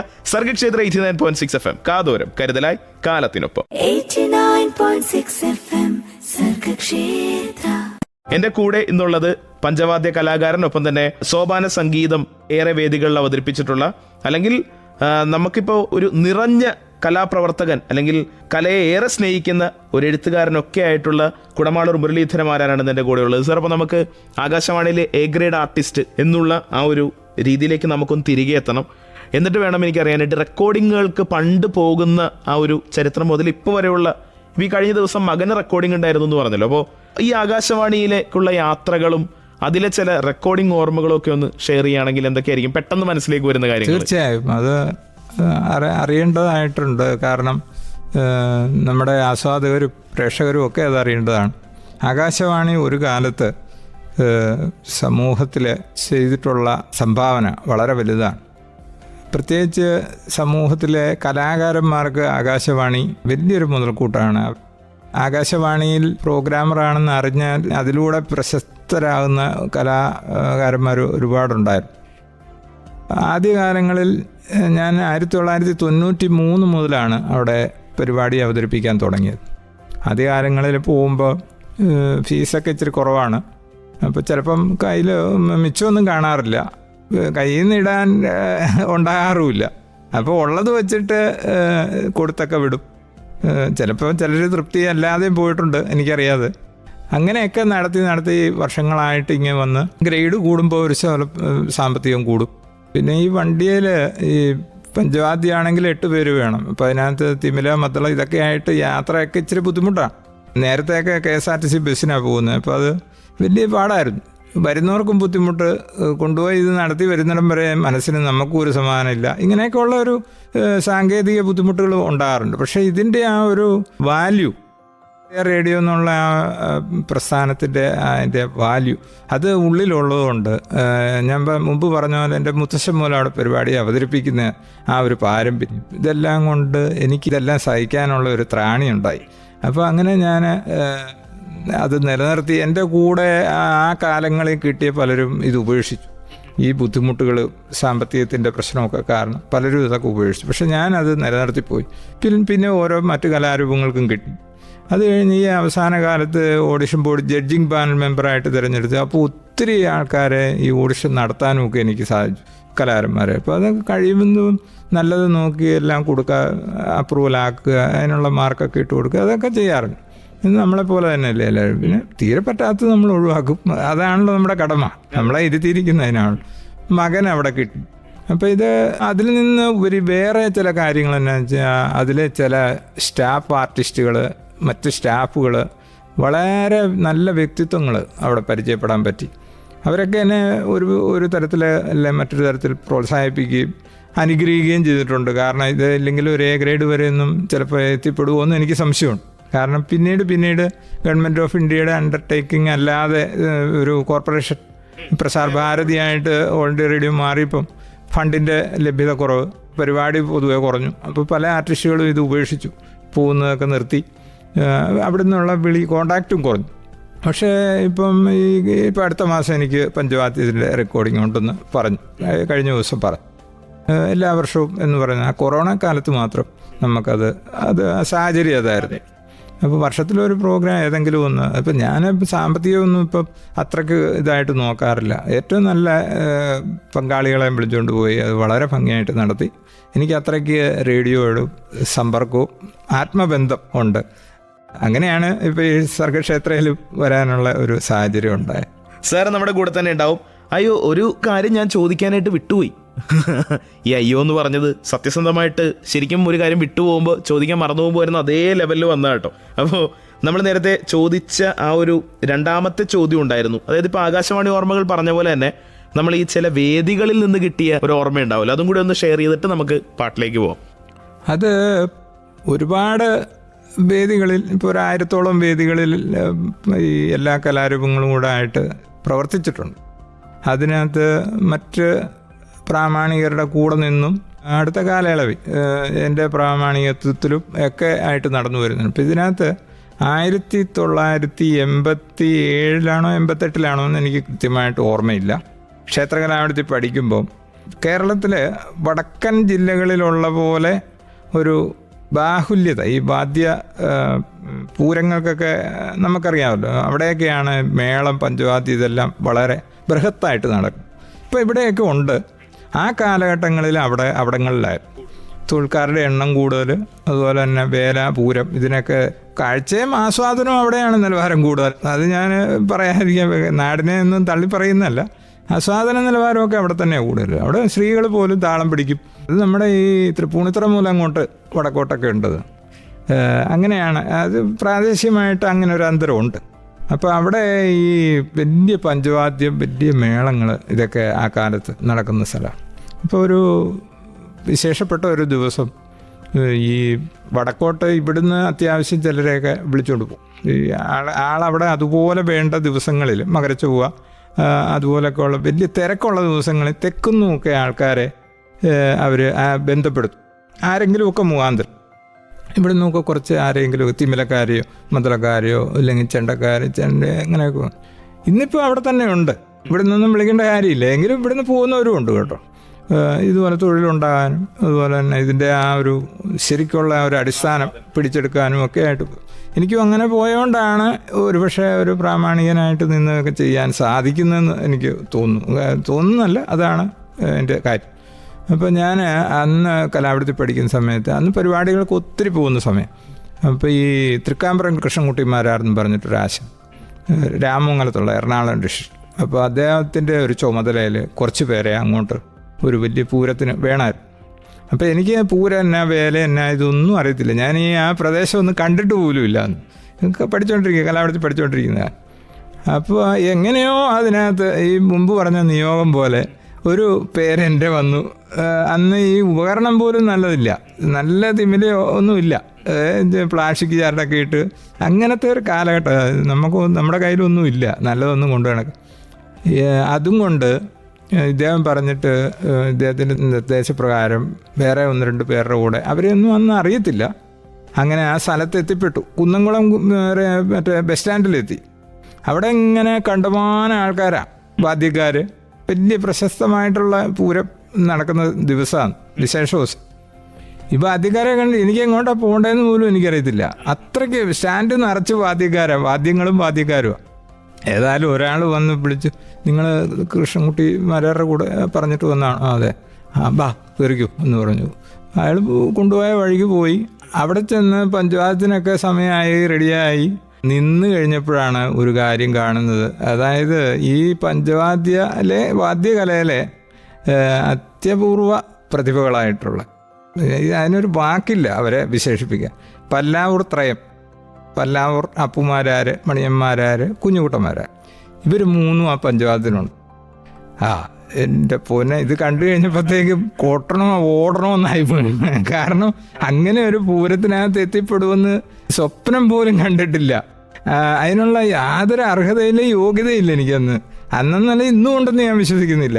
അപ്പോൾ ഏതാണ്ടൊരു ഈ സ്വപ്നലോകത്തു നിന്നുള്ള പോലെ ഇവരെ ആദ്യമായിട്ട് കാണുന്നത് എന്നുവെച്ചാൽ അന്ന് ഇതുപോലെ മാധ്യമങ്ങൾ, ഈ സമൂഹ മാധ്യമങ്ങളൊന്നും, മൊബൈലൊന്നും ഇല്ല, സംവിധാനങ്ങളൊന്നുമില്ല. പത്രത്തിൽ വല്ല ഉദ്ഘാടനത്തിനും വല്ല ഇവരുടെയൊക്കെ പടം വല്ലതും വന്ന് കണ്ടെങ്കിലേ ഉള്ളൂ. പത്രം പോലും നമ്മളോട്ടൊന്നും വരുത്തുന്നുമില്ല.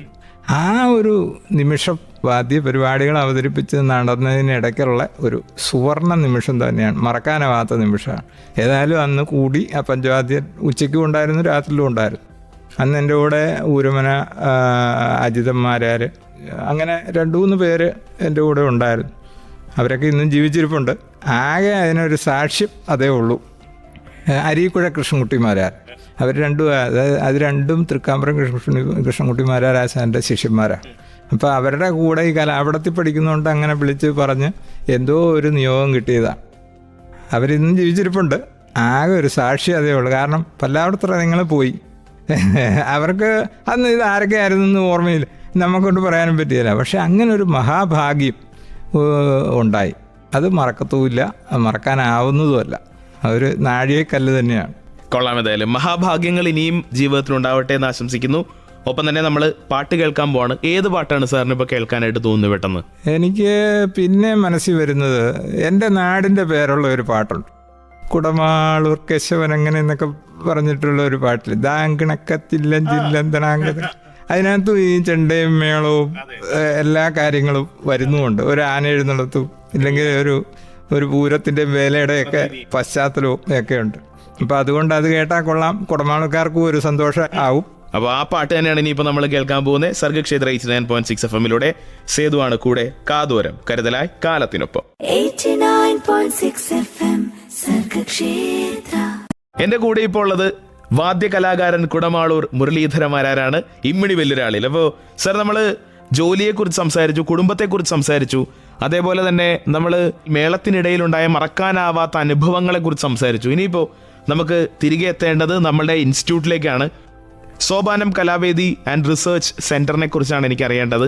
എത്ര നാളായി ഇപ്പോൾ തുടങ്ങിയിട്ട്? അതുപോലെ തന്നെ അതിൻ്റെ അകത്ത് അറിയേണ്ടത്, കുട്ടികളെ ഒരു കാലത്ത് ഫ്രീ ആയിട്ട് പഠിപ്പിക്കുന്ന ഒരു ഇൻസ്റ്റിറ്റ്യൂട്ടായിരുന്നു അത്. ഇപ്പോഴും വളരെ തുച്ഛമായിട്ടുള്ള ഫീസേ ഉള്ളൂ എന്നാണ് എൻ്റെ അറിവ്.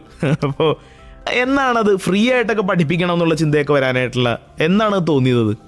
അത് 2006 സോപാനം കലാവേദി ആൻഡ് റിസർച്ച് സെൻറ്റർ ഞാൻ ആരംഭിക്കുന്നു. ഞാനെന്ന് പറയുന്ന ഒരു വ്യക്തി മാത്രമേ അതിനകത്ത് പ്രവർത്തിക്കുന്നു. അതിലോട്ട് വരുമ്പം ഈ സാറെന്നുള്ള വിളി ഒഴിവാക്കി ആശാനെന്ന് വിളിച്ചാൽ നന്നായിരുന്നു എന്നെനിക്ക് തോന്നുന്നു. കാരണം അവിടെ അങ്ങനെയാണ്, നാട്ടിലും എന്നെ പലരും ഈ പ്രായാന്തോറും അങ്ങനെയാണ് വിളിക്കുന്നത്. നമ്മുടെ NSS general secretary Narayana Panicker sir ആണ് അത് ഉദ്ഘാടനം ചെയ്തത്. ഒരിടയ്ക്ക് എനിക്ക് കൈമാറിക്കൊണ്ടായിരുന്നു അതിൻ്റെ ഉദ്ഘാടനം. അതിനുശേഷം കുട്ടികൾ താല്പര്യമുള്ളവർ വരും, പഠിക്കും, ചിലരൊക്കെ നിർത്തിപ്പോവും.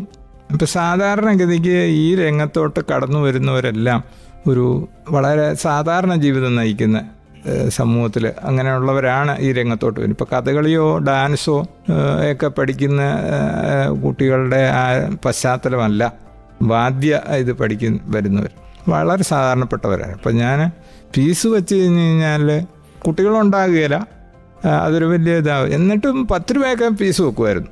2006 10 രൂപയായിരുന്നു. പിന്നെ അവിടെ വാടക കൊടുക്കണം. കരയോഗ ഹാളിലാണ് നടത്തുന്നത്. അപ്പോൾ അവിടെ ഒരു ചെറിയ വാടക, അവരൊക്കെ അത് വളരെ സന്തോഷപൂർവ്വം സഹകരിച്ച് ചെറിയ വാടകയെ വെച്ചു. അതിപ്പോഴും അതെ കേട്ടോ. അപ്പം പിന്നെ ഇതിനകത്ത് ഈ ബുദ്ധിമുട്ട്, ഇതിന് കായികമായിട്ടുള്ള ഒരു അധ്വാനം കൂടെ വേണമല്ലോ ഈ വാദ്യം പഠിക്കാനായിട്ട്.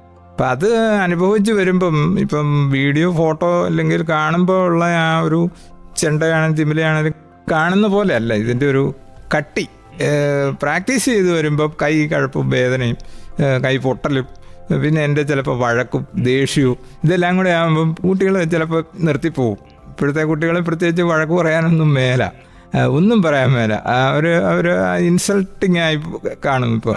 അപ്പം അതൊക്കെ കൊണ്ട് നമ്മൾ ആ ശിക്ഷണോ അങ്ങനെയുള്ള കാര്യങ്ങളൊന്നും അന്നുമില്ല ഇന്നുമില്ല. ഇപ്പം ചെറിയൊരു വാടക അന്ന് വെച്ചു. പിന്നെ അത് ഒട്ടും ഒന്നുമില്ലാതെ വരുമ്പോൾ ഈ വാടക പോലും അടയ്ക്കാൻ പറ്റാത്ത അവസ്ഥ വന്നു. അത് നമ്മുടെ കയ്യിൽ നിന്ന് വരുന്ന ഒരവസ്ഥ വന്നു. അപ്പം പിന്നെ ഞാൻ തീരുമാനിച്ചു എന്തെങ്കിലും ഒരു വാടക വെക്കണം. അതുപോലെ തന്നെ ഇതിനൊരു ഗൗരവം വരണം. ഈ വരുന്നവർക്ക് ഈ സ്ഥാപനമായിട്ട് എന്തെങ്കിലും ഒരു അറ്റാച്ച്മെൻറ്റ് വരണമെങ്കിൽ നമ്മൾ എന്തെങ്കിലും ഒരു ഇത് വെക്കണം. അപ്പോൾ അങ്ങനെ ഇപ്പോൾ ഒരു 300 രൂപയാണ് ഫീസ് വെച്ചിരിക്കുന്നത്. ചെറിയ ഒരു ഇതാണ്. അപ്പം ശനി ഞായറും ഉള്ളൂ. ബാക്കി ദിവസങ്ങളിലൊക്കെ അവിടെ മറ്റ് ക്ലാസ്സുകളൊക്കെ നടക്കുന്നുണ്ട്. അന്ന് ഒന്നുമില്ലായിരുന്നു, എൻ്റെ ഇത് മാത്രമേ ഉണ്ടായിരുന്നു. അപ്പോൾ യഥേഷ്ടം ക്ലാസ് നടത്താമായിരുന്നു. പക്ഷേ ഇപ്പം അത് പറ്റില്ല. ശനി ഞായർ വൈകിട്ട് 4 തൊട്ട്. പിന്നെ ഈ സോപാന സംഗീതമൊക്കെ പഠിക്കാൻ വരുന്നുണ്ട്. പാട്ടിന് സെപ്പറേറ്റ് നടത്തുന്നതുകൊണ്ട് ഉച്ചയ്ക്കൊക്കെ 2 തൊട്ടോ 3 തൊട്ടോ ഒക്കെ അവരൊക്കെ വരും. ഇപ്പം ഈ രംഗത്തോട്ട് പെൺകുട്ടികളും വരുന്നുണ്ട്. അതൊക്കെ ഒരു വലിയൊരു മാറ്റമാണ് സമൂഹത്തിൽ. വടക്കൊക്കെ ഇത് പണ്ടേ മുതലേ ഇതിനകത്തെല്ലാം അവരൊക്കെ ഉണ്ട്. തായമ്പക വരെ കൊട്ടുന്ന അതായത് ഈ സോപാന സംഗീതം ക്ഷേത്രത്തിന്റെ അകത്ത് പോലും സ്ത്രീകൾ പാടുമായിരുന്നു അല്ലേ പണ്ടൊക്കെ അല്ലേ? അതിന് നമ്മുടെ ഒരു ഐതിഹ്യം വൈക്കം ക്ഷേത്രവുമായിട്ട് ബന്ധപ്പെട്ട് പണ്ടൊരിക്കൽ പാരമ്പര്യമായിട്ടുള്ള വഴികളിലല്ലേ ഇത് ചെയ്യാറുള്ളൂ. അപ്പം അങ്ങനെ വന്നപ്പം വൈക്കത്ത് പാണി കൂട്ടുന്നതിന് മരപ്പാണി ഏറ്റവും ശ്രേഷ്ഠമായിട്ടുള്ള അതിപ്രധാന ചടങ്ങാണ്. അത് കൊട്ടാൻ ആൺതരികൾ കുടുംബത്തില്ലാതെ വന്നു. അപ്പോൾ ഒരു സ്ത്രീ അവിടെ ഗർഭിണിയായിട്ട് നിൽക്കുന്ന അവസ്ഥയാണ്. വൈക്കത്തപ്പൻ സ്വപ്നത്തിൽ കാണിച്ചെന്ന് പറയുന്നത് നീ കുട്ടിക്കോളൂ, നിൻ്റെ ഉള്ളിൽ ആൺകുട്ടിയാണ്, അപ്പം കുട്ടിക്കോളൂ എന്ന് കാണിച്ചെന്ന് പറഞ്ഞു. അങ്ങനെ കുട്ടിയിട്ടുണ്ട് എന്ന് ഐതിഹ്യമുണ്ട്.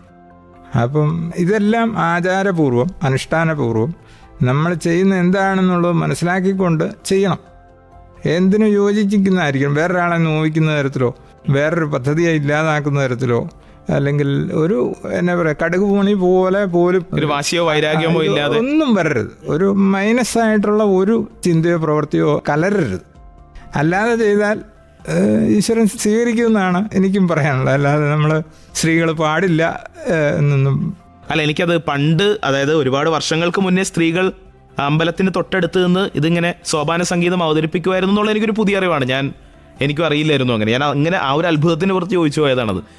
അല്ല, ഇപ്പം ചെയ്യുന്നവരുണ്ട്. ഇപ്പം പിന്നെ സ്റ്റേജിലാണേലും സർവ്വസാധാരണമായിട്ടുണ്ട്. ക്ഷേത്രങ്ങളിൽ പിന്നെ സ്ത്രീകൾക്ക് ഈ പുറത്തു മാറലും അങ്ങനെയൊക്കെയുള്ള പീരീഡ് സമയമൊക്കെ അങ്ങനെയൊക്കെ ഉള്ളപ്പോഴൊന്നും ചെയ്യാതെ നമ്മൾ നല്ല മനസ്സുകൊണ്ടും ശരീരം കൊണ്ടും സമർപ്പണം ചെയ്യാൻ പറ്റുന്ന സമയത്ത് ചെയ്യുക. അതാണ് അതിൻ്റെ യോജിക്കുന്ന ഒരു നടപടി. അതെ, സത്യമാണ്. അപ്പം എന്തായാലും സാറേ, ഈ ഇൻസ്റ്റിറ്റ്യൂട്ടിൻ്റെ കാര്യം പറഞ്ഞുകൊണ്ട് തന്നെ എൻ്റെ തൊട്ട് പിന്നാലെ ചോദിക്കട്ടെ, ഒരു കുട്ടിക്ക് അവനൊരു കലയിലേക്ക് കടക്കാനായിട്ട് ഉള്ള കൃത്യമായിട്ടുള്ള പ്രായം, ഒരു പ്രാക്ടീസ് കൊടുക്കാൻ പറ്റുന്ന ഒരു കൃത്യമായിട്ടുള്ള പ്രായം എത്രയാണ്? ഇതിപ്പോൾ അച്ഛനമ്മമാർക്ക് വേണ്ടിയിട്ടുള്ള ഒരു ചോദ്യമായിട്ട് കണക്കാക്കിയാൽ മതി. ഒരു കുട്ടിയെ ഏത് പ്രായത്തിൽ ഒരു കല പഠിപ്പിക്കാൻ ഇരുത്താം? നല്ല പ്രസക്തമായിട്ടുള്ളൊരു ചോദ്യമാണ്. ഞാൻ പലപ്പോഴും അഭിമുഖീകരിക്കുന്ന ഒരു വിഷയമാണ്. ഈ വളരെ കൊച്ചു കുട്ടികളെ എൻ്റെ അടുക്ക് കൊണ്ടുവിടാറുണ്ട്. നാട്ടിലാകുമ്പോൾ അറിയാവുന്നവരാണ്. അപ്പം കൊണ്ടുവിടുമ്പോൾ അത് പറ്റില്ല എന്ന് എനിക്കിട്ട് പറയാനും പറ്റിയല്ല. പക്ഷേ വീടുകളിൽ ഈ ഡോലക്കെന്ന് പറയുന്ന ഒരു സാധനം ചിന്തിക്കടയിലൊക്കെ ഉണ്ട്. അപ്പോൾ അത് മേടിച്ചിട്ട് ഇങ്ങനെ കിടന്ന് തകൃതിയായിട്ട് കൂട്ടിക്കാണിക്കും. അപ്പം ഇത് കാണുമ്പം ഇവന് താളമുണ്ട്, കൊട്ടാറാവും എന്നാണ് രക്ഷാകർത്താക്കൾ. അവർക്ക് എന്തും മക്കൾക്ക് ആവതാക്കി കൊടുക്കുക എന്നുള്ളതാണല്ലോ അവരുടെ കടമയും അവരുടെ ചിന്തയും എല്ലാം. അപ്പോൾ അതുകൊണ്ട് കൊണ്ടുവരും. അപ്പോൾ കൊണ്ടുവന്ന് കഴിയുമ്പോൾ എനിക്ക് മനസ്സിലാവും ഇത് ഇച്ചിരി ബുദ്ധിമുട്ടാവും. കാരണം കൊട്ട് പഠിക്കാൻ ചെണ്ടക്കമ്പ് കൊണ്ടല്ല, അതിന് ഈ മുട്ടി എന്ന് പറയും, പുളിമുട്ടി എന്ന് പറയും. അതൊരു 200 ഗ്രാമെങ്കിലും വരും. ഇനി എത്ര ചെറുതായിട്ട് ഒരു കയ്യേൽ. അപ്പോൾ 2 കയ്യേൽ ഇത് പിടിച്ച് 2 മണിക്കൂർ ക്ലാസ് ഉണ്ട്. ഇത് വേണ്ട, ഇവനൊരു 3/4 മണിക്കൂറെങ്കിലും ചെയ്യണ്ടേ, എന്നെങ്കിലല്ലേ ഇത് വരുള്ളൂ. പക്ഷേ അത്രയും പോലും ഇവർക്ക് പറ്റത്തില്ല. കൈ കഴയ്ക്കും, ആകെ ബുദ്ധിമുട്ടാവും. പിന്നെ പിറ്റേ ദിവസമൊക്കെ ഇത് ആ സമയമാകുമ്പോൾ വേദന എടുക്കും, മസിൽ കയറുമോ ഇല്ലെങ്കിൽ അങ്ങനെയൊക്കെ ശരീരത്തിന് ബുദ്ധിമുട്ട് വരും. അത് നിലത്തിരിക്കണം. അപ്പോൾ ഇതൊക്കെ ഇപ്പോൾ ബുദ്ധിമുട്ടാണ്. ഒരു 10 വയസ്സാണ് ഏറ്റവും കുറഞ്ഞ പ്രായം. അതിൽ താഴോട്ട് പോയി കഴിഞ്ഞാൽ ഇല്ല പിന്നെ ഈശ്വരൻ്റെ കയ്യൊപ്പോട് കൂടി ജനിക്കണം. ചില അത്ഭുതങ്ങൾ പലയിടത്തും കാണാറുണ്ട്. അത് ഇത് തന്നെയാണ്. അല്ലാതെ നമുക്കൊരു 15 വയസ്സൊക്കെയാണ് ശേഷി ഇങ്ങനെയുള്ള വാദ്യങ്ങൾ പഠിക്കാൻ. സംഗീതമൊക്കെ ആണെങ്കിൽ 10 വയസ്സ് കഴിയുമ്പോഴേ പഠിക്കാം. മറ്റ് കായികമായിട്ടുള്ള അധ്വാനം ഇല്ല. ഇത് നമുക്ക് അധ്വാനമുണ്ട്, ഇച്ചിരി സ്ട്രെയിനുണ്ട്. അപ്പോൾ അത് അതിലോട്ട് വരണം. പിന്നെ ഈ താളബോധം, ഇതിൻ്റെ ഈ ഘടന ഓർത്തിരുന്ന് ഇത് ചെയ്യാറാകുക, ഇതിനൊക്കെ ആ പ്രായത്തിനൊരു ചെറിയൊരു പക്വത വരണ്ടേ. അപ്പോൾ എപ്പോഴും പഠിപ്പിക്കുന്ന ആൾക്കും എളുപ്പം ഒരു 15 വയസ്സ് ഒക്കെയാണ്. 10 വയസ്സ് മുതലും തുടങ്ങാം. അതിൽ താഴോട്ടായാൽ ഈ പറഞ്ഞ പോലെ LKG എന്നുള്ള ആ ഒരു രീതിയിലോട്ട് പോയാൽ പാടാവും. അവർക്കും ബുദ്ധിമുട്ട്. വെറുതെ കൊണ്ടുവിടാം, അല്ലെങ്കിൽ പ്രയത്നിപ്പിക്കുക ആ കൊച്ചിനെ എന്നുള്ളത്. നമുക്കും എന്താ പറ്റുന്നത്, ഇവരെ മാത്രമായിട്ട് ഇരുത്തി പഠിപ്പിക്കാൻ പറ്റും. ഇപ്പോൾ LKG എന്ന് പറയുമ്പോൾ LKG വേറെ ഡിവിഷൻ പ്രത്യേകം ഇരുത്തി. ഇത് അതല്ല, എല്ലാവരെയും കൂടെ ഇരുത്തിയാണ് ചെയ്യും. അപ്പം മുതിർന്നവരെ അല്ലെ കഴിവുള്ളവരെ പഠിപ്പിച്ച് പോവുകയും വേണം, ഇവരെ അറ്റൻഡ് ചെയ്യുകയും വേണം. ഇതെല്ലാം കൂടെ ഒരു പ്രായോഗിക ബുദ്ധിമുട്ട് അതിനകത്ത് വരും. കേട്ടുകൊണ്ടിരിക്കുക. എൻ്റെ കൂടെയുള്ളത് കുടമാളൂർ മുരളീധരമാരാണ്. ഇപ്പോൾ ഒരുപാട് കുട്ടികൾക്ക് ക്ലാസ് എടുക്കുന്നു, ഒരുപാട് വേദികളിൽ പെർഫോം ചെയ്യുന്നു. ഞാൻ എപ്പോഴും ഈ റിട്ടയർമെൻറ്റ് കഴിയുമ്പോൾ എല്ലാവരുടെ അടുത്തും പറയാറുണ്ട്, ജീവിതത്തിലെ ഒരു സെക്കൻഡ് ബിഗ് സ്പെൽ അല്ലെങ്കിൽ ഏറ്റവും മികച്ച ഒരു സ്പെല്ല് തന്നെ ആവട്ടെ റിട്ടയർമെൻറ്റ് കഴിയുമ്പോൾ എന്ന് ഞാൻ പറയാറുണ്ട്. കാരണം എഴുത്തുകാരാണെങ്കിലും കലാകാരന്മാരാണെങ്കിലും ഒക്കെ അവർ റിട്ടയർമെൻറ്റ് കഴിയുമ്പോഴേക്കും, അതായത് നമ്മൾ ഇന്നുവരെ കാണാത്തൊരു മുഖവുമായിട്ട് അവർ സാഹിത്യ ലോകത്തും കലാരംഗത്തും ഒക്കെ എത്തുന്നത് നമ്മൾ കണ്ടിട്ടുണ്ട്. അപ്പോൾ അങ്ങനെ തന്നെ ഒരു കലക്കൻ ഓട്ടത്തിലാണ് ഇപ്പോൾ സാറുള്ളതെന്ന് എനിക്കറിയാം. അപ്പോൾ നമ്മൾ ഇനിയിപ്പോൾ അടുത്ത 2-3 ചോദ്യത്തിലേക്ക് വരുന്നു, പക്ഷേ പാട്ട് കഴിഞ്ഞിട്ട്. കേട്ടുകൊണ്ടിരിക്കുക സർഗക്ഷേത്ര 89.6 FM, കാതോരം കരുതലായി കാലത്തിനൊപ്പം. 89.6 FM സർഗക്ഷേത്ര. എൻ്റെ കൂടെ ഇന്ന് ഇമ്മിണി ബെല്ലിരാളിലുള്ളത് മേളപ്രമാണി കുടമാളൂർ മുരളീധര മാരാർ സാറാണ്. സാർ, നമ്മൾ ഈ ക്ലാസ് എടുക്കുന്ന കാര്യമൊക്കെ പറഞ്ഞു, അല്ലെങ്കിൽ കുട്ടികളെ പഠിപ്പിക്കുന്ന കാര്യമൊക്കെ പറഞ്ഞു. അതിനൊപ്പം തന്നെ ഞാൻ സാറിൻ്റെ ജീവിതത്തിലേക്ക് ഒന്ന് തിരികെ വരാനായിട്ട് ശ്രമിക്കുകയാണ്. നമ്മൾ ഈ ജീവിതത്തിൽ ഒരുപാട് കാര്യങ്ങൾ സംഭവിച്ചല്ലോ. ഇപ്പോൾ ഒരുപാട് പുരസ്കാരങ്ങൾ കിട്ടി, ഒരുപാട് കുട്ടികൾക്ക് കല പഠിപ്പിക്കാനായിട്ട് പറ്റി. പിന്നെ പറഞ്ഞു ഏറ്റവും കൂടുതൽ ജീവിതത്തിൽ സമാധാനവും സന്തോഷവും ഉണ്ടായിരിക്കുന്നത് ആ അമ്പലനടയിൽ നിന്ന് സോപാന സംഗീതം പാടുന്ന ആ തുടക്കകാലത്താണെന്ന് പറഞ്ഞു. അപ്പോൾ എങ്ങനെയുള്ള ഒരുപാട് കാര്യങ്ങൾ സംഭവിച്ചതിൻ്റെ കൂടെ ഞാൻ ചോദിക്കുകയാണ്, ജീവിതത്തിൽ സ്വപ്നേതി ഞാൻ നിരീക്ഷിച്ചിട്ടുണ്ടായിരുന്നില്ല എന്ന് പറയുന്ന ഒരു കാര്യം അത് ഏതായിരിക്കും? അത് ഈ പറഞ്ഞതൊക്കെ തന്നെയാണ്. അങ്ങനെ എനിക്ക് പറയാൻ പറ്റുള്ളൂ. കാരണം എൻ്റെ ജീവിതത്തിൽ ഞാനൊരു ചെറിയ സന്തോഷം ഉണ്ടായാലും വളരെയേറെ സന്തോഷിക്കുന്ന ഒരാളാണ്. വലിയ സന്തോഷം ഉണ്ടെങ്കിൽ മാത്രമേ സന്തോഷിക്കുകയുള്ളൂ, അങ്ങനെയല്ല. എനിക്കിപ്പോൾ ഒരു ചെറിയൊരു കാര്യം വന്നാൽ പോലും അതിലുപരിയായിട്ട് സന്തോഷിക്കുന്നയാളാണ്. അപ്പോൾ ഈ ജീവിതത്തിൽ ഇത്രയും കാര്യങ്ങളിലൂടെ കടന്നു പോകാൻ, അല്ലാതെ ഒന്നും നേടിയെന്നല്ല. ഈ പുരസ്കാരങ്ങളൊക്കെ ഒത്തിരി കിട്ടി എന്ന് പറയുന്നത് എനിക്ക് അങ്ങനെ ഒത്തിരി ഒന്നും കിട്ടിയിട്ടില്ല. മറ്റ് പ്രശസ്ത വ്യക്തികളെ വെച്ച് നോക്കും നമ്മളാരാ ഒന്നുമല്ല, തുലവും കുറവാണ്. പക്ഷേ ഈ കിട്ടിയിട്ടുള്ള കാര്യങ്ങൾ അല്ലെങ്കിൽ ഈ കടന്നു പോന്നിട്ടുള്ള വഴികൾ തന്നെയാണ് എനിക്ക് ഏറ്റവും പ്രധാനപ്പെട്ട. കാരണം ഒരിക്കലും പ്രതീക്ഷിക്കാത്തതൊക്കെ തന്നെയാണ് നടന്നിരിക്കുന്നത്. ഞാനൊരു വാദ്യ ലോകത്ത് എത്തണം എന്നാഗ്രഹിച്ചിരുന്നു. പക്ഷേ അവിടെ നിന്ന് ഇങ്ങനെ ഇപ്പോൾ റേഡിയോയിലാണേലും ഇന്നിപ്പോൾ സർഗക്ഷേത്രത്തിൽ പോലും എത്താൻ സാധിച്ചു. ഇങ്ങനെയുള്ള എല്ലാ കാര്യങ്ങളും സന്തോഷാത്മകമാണ്. അപ്പോൾ അത് തന്നെയാണ് ഇത് ഇന്ന് നാളെ വരാൻ പോകുന്നതും. പിന്നെ എനിക്ക് ഇതിനകത്ത് ഒരു പ്രത്യേക ഒരു സന്തോഷം തോന്നിയ ഒരു വസ്തുത എന്നാ, കൊട്ടുകാർ അല്ലെ വാദ്യക്കാർ കൂടുതലും കൊട്ടിൽ ശ്രദ്ധ കേന്ദ്രീകരിക്കും. അത് വളർത്തിയെടുക്കാനും ഞാൻ അതിൽ നിന്നൊരു ശകലം വ്യത്യസ്തനായിട്ട്, ഇപ്പോൾ കോട്ടയം ജില്ലയിൽ തന്നെയാണെങ്കിലും ഉള്ള വാദ്യക്കാരുടെ ഇടയിൽ ഒരു ശകലം വ്യത്യസ്തനായിട്ട് എനിക്ക് തോന്നിയ ഒരു കാര്യം എന്നാ വെച്ചാൽ, ഞാനതിന് കൂടുതൽ ശ്രമിച്ചതും എനിക്ക് ഇതിൻ്റെ തിയറിറ്റിക്കൽ വശത്തോടും കൂടെ ഒരു താല്പര്യം വന്നു. ഈ പ്രായോഗിക വശത്തിൻ്റെ ഒപ്പം തിയറിറ്റിക്കലായിട്ടുള്ള ഇതിൻ്റെ ഒരു ആന്തരികമായ തത്വം എന്താണ്, ഈ പ്രവർത്തിച്ച് നടക്കുന്ന ഈ കാര്യങ്ങളുടെ ഒരു തത്വം എന്താണ്, ഇതെങ്ങനെ ക്ഷേത്രവുമായിട്ട് ബന്ധപ്പെട്ട് ഇങ്ങനെ ആവിഷ്കൃതമായി, അതുപോലെ ഇതിനകത്ത് മറ്റ് മൂല്യങ്ങൾ എന്തൊക്കെയാണ്, ഇതിനെ എങ്ങനെയൊക്കെ ഒരു തിയറിറ്റിക്കലായിട്ടും കൂടെ പുറത്തു കൊണ്ടുവരാൻ സാധിക്കും. കുട്ടി കാണിക്കുന്നതിനുപരി മാത്രമല്ലാതെ ഇപ്പോൾ നമുക്ക് വിദേശ രാജ്യങ്ങളിലൊക്കെ ആണെങ്കിലും നമുക്ക് ഈ ഒരു ലേഖനം അല്ലെങ്കിൽ ഒരു പുസ്തകം തയ്യാറാക്കിയെങ്കിലല്ലേ നമുക്ക് അവർക്ക് ബോധിപ്പിക്കാൻ പറ്റുള്ളൂ. അവർ ജസ്റ്റ് ഒന്ന് വന്ന് കണ്ടേച്ച് പോയിണ്ടായില്ലല്ലോ, ഇതിൻ്റെ എന്താണ് ഇത് സംഭവം, ഇതിൻ്റെ ഉൾക്കാമ്പ് എന്താണ് എന്നുള്ളത്. അങ്ങനെ ഒരു പന്താവിലും കൂടെ ഞാൻ നീങ്ങാൻ തുടങ്ങി. അപ്പോഴാണ് എനിക്ക് ഈ ഫെലോഷിപ്പും സ്കോളർഷിപ്പും ഒക്കെ കിട്ടാനുള്ള ഒരു സാധാരണ ഒരു വാദ്യക്കാരന് പെട്ടെന്ന് അത് കിട്ടത്തില്ല. കാരണം എഴുതണം, വായിച്ച് മനസ്സിലാക്കി നമ്മൾ തിസിസ് പ്രബന്ധം തയ്യാറാക്കി അയക്കണം, അത് അവർക്ക് അംഗീകരിക്കപ്പെടണം, എന്നെങ്കിലേ നമുക്ക് വേറൊരു സംഗതി അപ്ലൈ ചെയ്താലൊക്കെ കിട്ടുള്ളൂ. അല്ലാതെ ഇത് ചുമ്മാ ഇങ്ങനെയൊക്കെ കൊടുക്കുകയല്ലോ. അപ്പോൾ അതിനു വേണ്ടി നമ്മൾ പ്രയത്നിക്കുക. അത് ഒഴിവ് സമയങ്ങളിലെല്ലാം വായനയും എഴുത്തും. എഴുതിയിട്ട് ഞാൻ തന്നെ കീറിക്കളയും, അത് പോരല്ലോ എന്ന് തോന്നി എന്നെ ചെയ്ത് വേറൊരാളെ കൊണ്ട് കാണിച്ചിട്ട് ഇത് ഒരു മറുപടി കിട്ടാൻ ഈ രംഗത്ത് പാടാം. ഒരു കഥയോ കവിതയോ ഒക്കെ ആണെങ്കിൽ നമുക്ക് ആരെങ്കിലും കാണിച്ചാൽ നോക്കി പറയും. അത് പറ്റിയില്ല. അതായത് ഇതിനകത്ത് നിൽക്കുന്നവർക്കേ പറ്റുള്ളൂ. അത് അങ്ങനെ നിൽക്കുന്നവരിൽ ഈ വായനാശീലവും ചിന്താശക്തിയും ഇതിനെ ഇങ്ങനെ 2 അക്ഷരം എഴുതി പോകാനും ഒക്കെയുള്ള ഒരു ശാന്തമായ മനസ്സും ക്ഷമയുള്ള മനസ്സും എല്ലാം കൂടെ ഉണ്ടെങ്കിൽ അവരെ കൊണ്ട് കാണിച്ചിട്ട് കാര്യമുള്ളൂ. ഇല്ല അവർക്ക് നേരെയില്ല, പരിപാടി കൊട്ടാൻ പോകണം, പിന്നെ ജീവിതത്തിൻ്റെ മറ്റു പ്രശ്നങ്ങളിലോട്ട് പോകണം. അപ്പം ഇവിടെ ചിലപ്പോൾ ഞാൻ വീട്ടിൽ ഒറ്റപ്പെടും. ഈ സമയങ്ങളിൽ ഞാൻ ആ ഒരു മൂലയിലിരുന്നാൽ അവിടെ അങ്ങ് ഇരിക്കും. അപ്പം മറ്റു കാര്യങ്ങളിലൊന്നും ഞാൻ പെടുകയില്ല. വീട്ടിലാരെങ്കിലും വന്നാൽ പോലും എനിക്ക് ചിലപ്പോൾ ആ സമയത്ത് വലിയ വിഷമാവും, എനിക്കിത് പറ്റുന്നില്ലല്ലോ എന്നുള്ളതിന്. അപ്പം അങ്ങനെ ചെയ്യുന്നതുകൊണ്ടാണ് ഈ ഫെലോഷിപ്പുകൾ. പ്രബന്ധം തയ്യാറാക്കി കേന്ദ്ര സാംസ്കാരിക വകുപ്പിന് നമ്മൾ സമർപ്പിക്കണം. അപ്പം അത് അംഗീകരിക്കപ്പെടുക എന്ന് പറഞ്ഞാൽ അതൊരു വലിയൊരു ബഹുമതിയാണ്. ഇല്ലെങ്കിൽ അവർക്ക് തള്ളിക്കളയാം.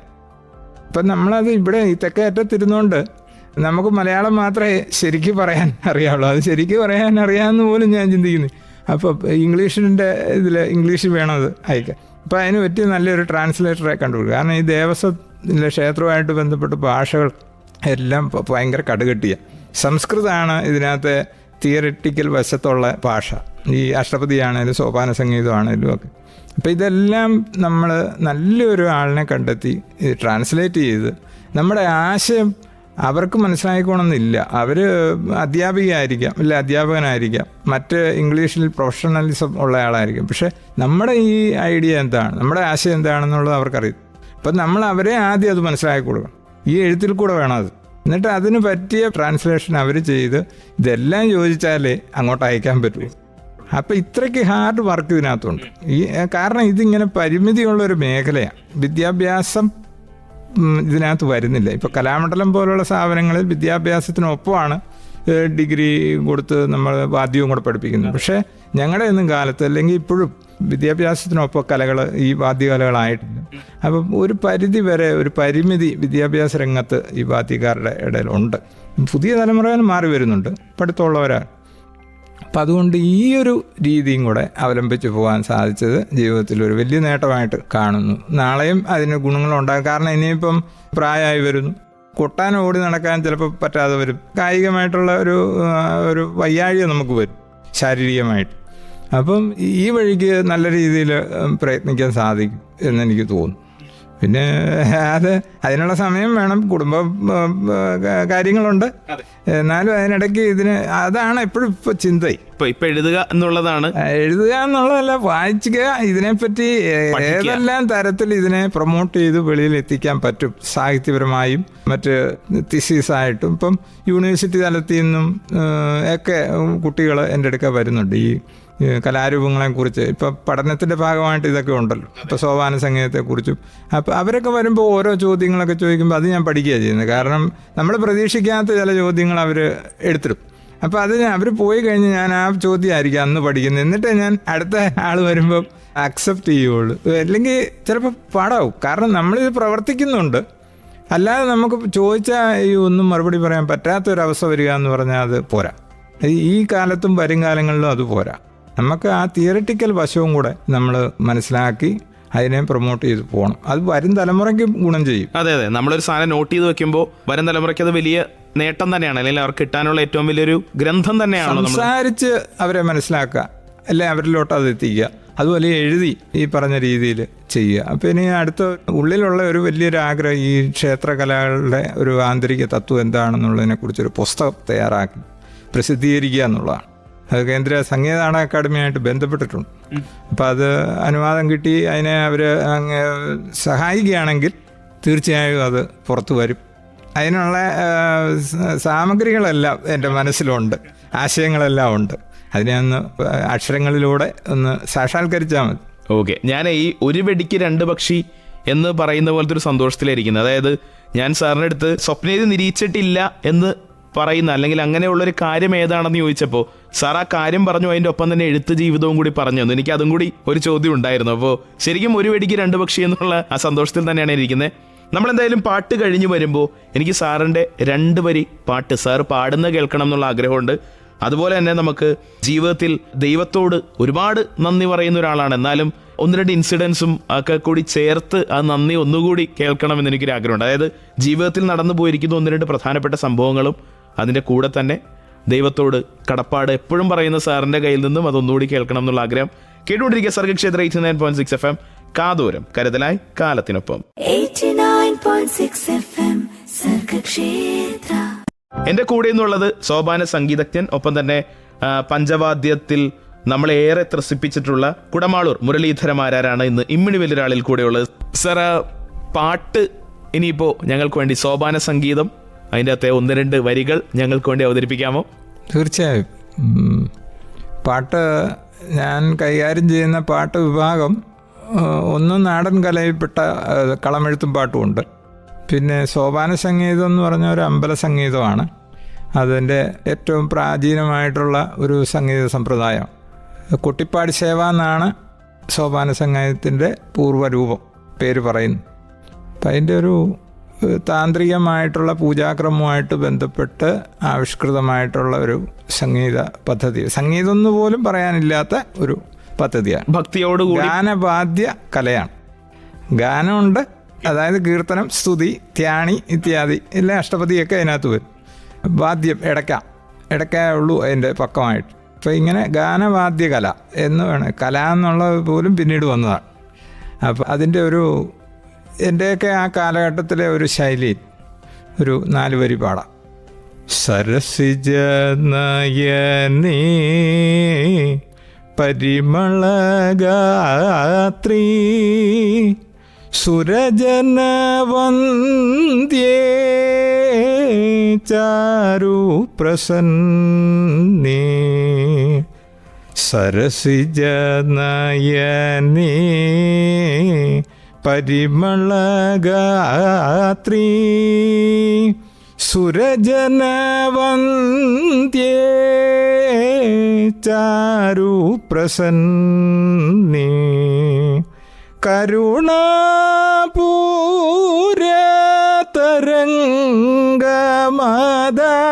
കരുണാപൂരതരംഗമതായൊരു മാതംഗീ ജയ ഭഗവതി ജയ ജയ. കരുണാപൂരതരംഗമതായൊരു മാതംഗീ ജയ ഭഗവതി ജയ ജയ. സരസിജ നയനേ. ഒരുപാട് സന്തോഷം സാർ പാടി തന്നതിൽ. സാർ, നമ്മൾ എന്താ പറയുക, ജീവിതത്തിലെ പലവിധമായിട്ടുള്ള നേട്ടങ്ങളെക്കുറിച്ച് പറഞ്ഞു, അതേപോലെ തന്നെ ജീവിതത്തിൽ കണ്ടുമുട്ടിയ ഒരുപാട് ആളുകളെ കുറിച്ച് പറഞ്ഞു, എഴുത്തിനെ കുറിച്ച് പറഞ്ഞു. ഇനിയിപ്പോൾ സാർ എപ്പോഴും ഈ പറയുന്നതിൻ്റെ തുടക്കം മുതൽ നമ്മൾ സംസാരിച്ചപ്പോൾ ഇവിടം വരെയും സാർ ദൈവത്തോട് നന്ദി പറഞ്ഞുകൊണ്ട് തന്നെയാണ് മുന്നോട്ട് പോയത്. എനിക്ക് ഇനി പറയേണ്ട 1-2 ഇൻസിഡൻസ്, അതായത് ജീവിതത്തിൽ സംഭവിച്ച 1-2 കാര്യങ്ങളും, അപ്പോൾ അതോട് ചേർത്തുള്ള ഒരു നന്ദി പറച്ചിലും കൂടി എനിക്ക് അറിഞ്ഞാൽ കൊള്ളാവുന്നുണ്ട്. അതായത് ജീവിതത്തിൽ നടന്നിരിക്കുന്ന 1-2 നാഴികക്കല്ലുകൾ വേറെയും നമുക്കറിയാൻ ആഗ്രഹമുള്ളതുകൊണ്ട് ചോദിക്കുകയാണ്. ഇപ്പോൾ ഈ പറഞ്ഞ പോലെ എഴുതാനായി അല്ലെങ്കിൽ ഒരു പുസ്തകം എഴുതാനായിട്ട് ആഗ്രഹം വരുന്നു, ഓൾറെഡി ഒരു എഴുത്തുകാരനാണ്, ഒരുപാട് ഫെലോഷിപ്പുകൾ കിട്ടി എന്നൊക്കെ പറഞ്ഞതിൻ്റെ കൂട്ടത്തിൽ വേറെയും 1-2 ജീവിതാനുഭവങ്ങൾ നമ്മൾക്ക് കിട്ടുമോ, പറഞ്ഞു തരുമോ എന്നറിയാൻ വേണ്ടിയിട്ടുള്ളൊരു ചോദ്യമാണിത്. എനിക്ക് ഈശ്വരൻ നേരിട്ട് അല്ലെങ്കിൽ നല്ലൊരു സന്ദർഭത്തിൽ ഈശ്വര കടാക്ഷം ഉണ്ടായി എന്നുള്ള തോന്നലുണ്ടായ ഒരു പ്രധാനപ്പെട്ട ഒരു കാര്യമുണ്ട്. അത് വൈക്കം ക്ഷേത്രകലാമഠത്തിൽ ചേരുന്നതിനായിട്ട് അപേക്ഷ അയച്ചു. അവരവിടുന്ന് ഇൻ്റർവ്യൂവിന് ദേവസ്വം ബോർഡിൽ നിന്ന് അറിയിപ്പ് കാർഡ് വന്നു. ഞാനും എൻ്റെ അച്ഛനും കൂടെയാണ് അന്ന് പോകുന്നത്. അപ്പോൾ അവിടെ ചെന്ന് അത് രാവിലെ ഇൻ്റർവ്യൂ തുടങ്ങും. ഒത്തിരി ആൾക്കാർ അന്ന് പങ്കെടുക്കുന്ന കാലമാണ് അത്. 1987 400 പേരോ മറ്റോ അന്ന് ഈ പഞ്ചവാദ്യ വിഭാഗത്തിൽ തന്നെ ചേരാനായിട്ട് ഇവിടെ ഉണ്ടായിരുന്നു. ഭയങ്കര ബഹളമാണ്. അപ്പം രാവിലെ മുതലേ സത്യം പറഞ്ഞാൽ കഷ്ടപ്പാടുള്ള കാലഘട്ടമാണ്. വണ്ടിക്കൂലിയൊക്കെ സംഘടിപ്പിച്ച് ഞങ്ങൾ പോയി അവിടെ രാവിലെ മുതൽ ഇങ്ങനെ ഇരിക്കുക, ഒന്നും കഴിച്ചിട്ട് പോയി. കാരണം പേര് വിളിച്ചു കഴിഞ്ഞാൽ നമ്മൾ ഉണ്ടാവണമല്ലോ. അങ്ങനെ ഇരുന്ന് വൈകുന്നേരമായി. അവസാനം ആരുമില്ല, ഞാൻ മാത്രമേ ഉള്ളൂ. ഞാനും അച്ഛനും മാത്രമേ ഉള്ളൂ. ഇൻ്റർവ്യൂ കഴിഞ്ഞ് എല്ലാവരും പോയി. അപ്പം ശിവമായിട്ട് ജോലി ചെയ്യുന്ന സമയമാണ്. ആ ജോലി പറഞ്ഞു ഞാനിങ്ങനെ വൈക്കത്തിന് പോവാം. പക്ഷെ രാജി എഴുതി കൊടുത്തില്ല, അവിടുന്ന് വിടുതലായിട്ടില്ല.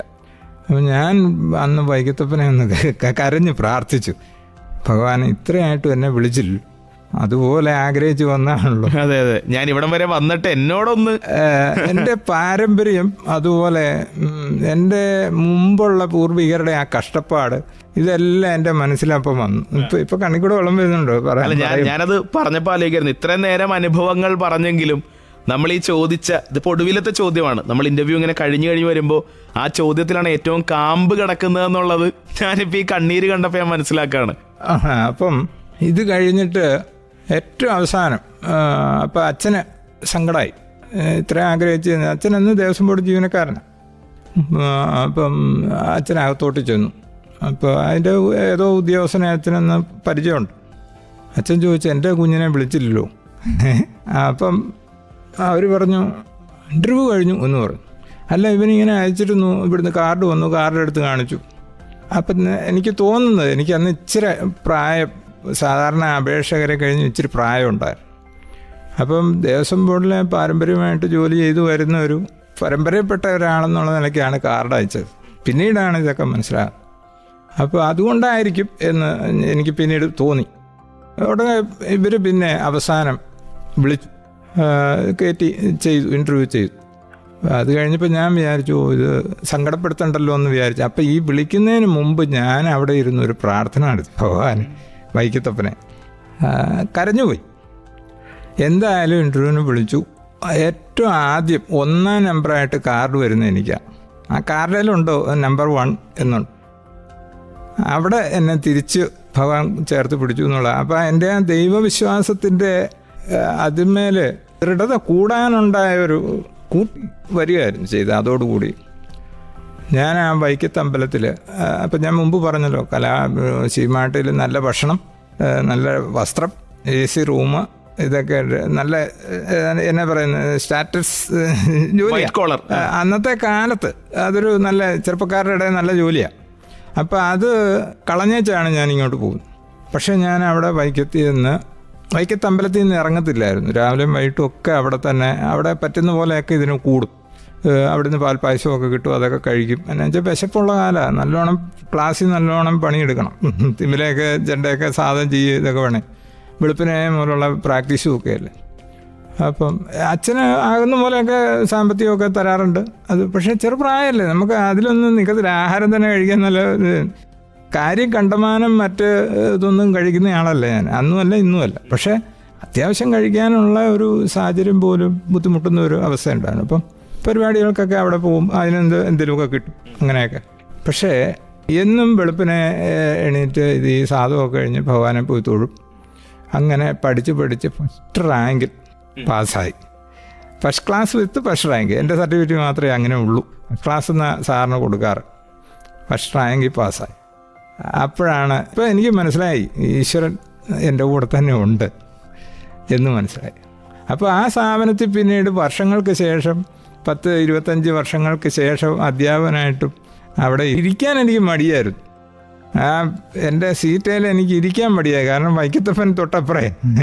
അതാണ്, അത്രയ്ക്കൊരു നിർവചനമില്ല ആ അവസ്ഥയ്ക്ക്, ആ അനുഭവത്തിന്. അവിടെ മുതൽ ഇങ്ങോട്ട് നന്ദി പറയാനേ അവസരങ്ങൾ ഉണ്ടായിട്ടുള്ളൂ.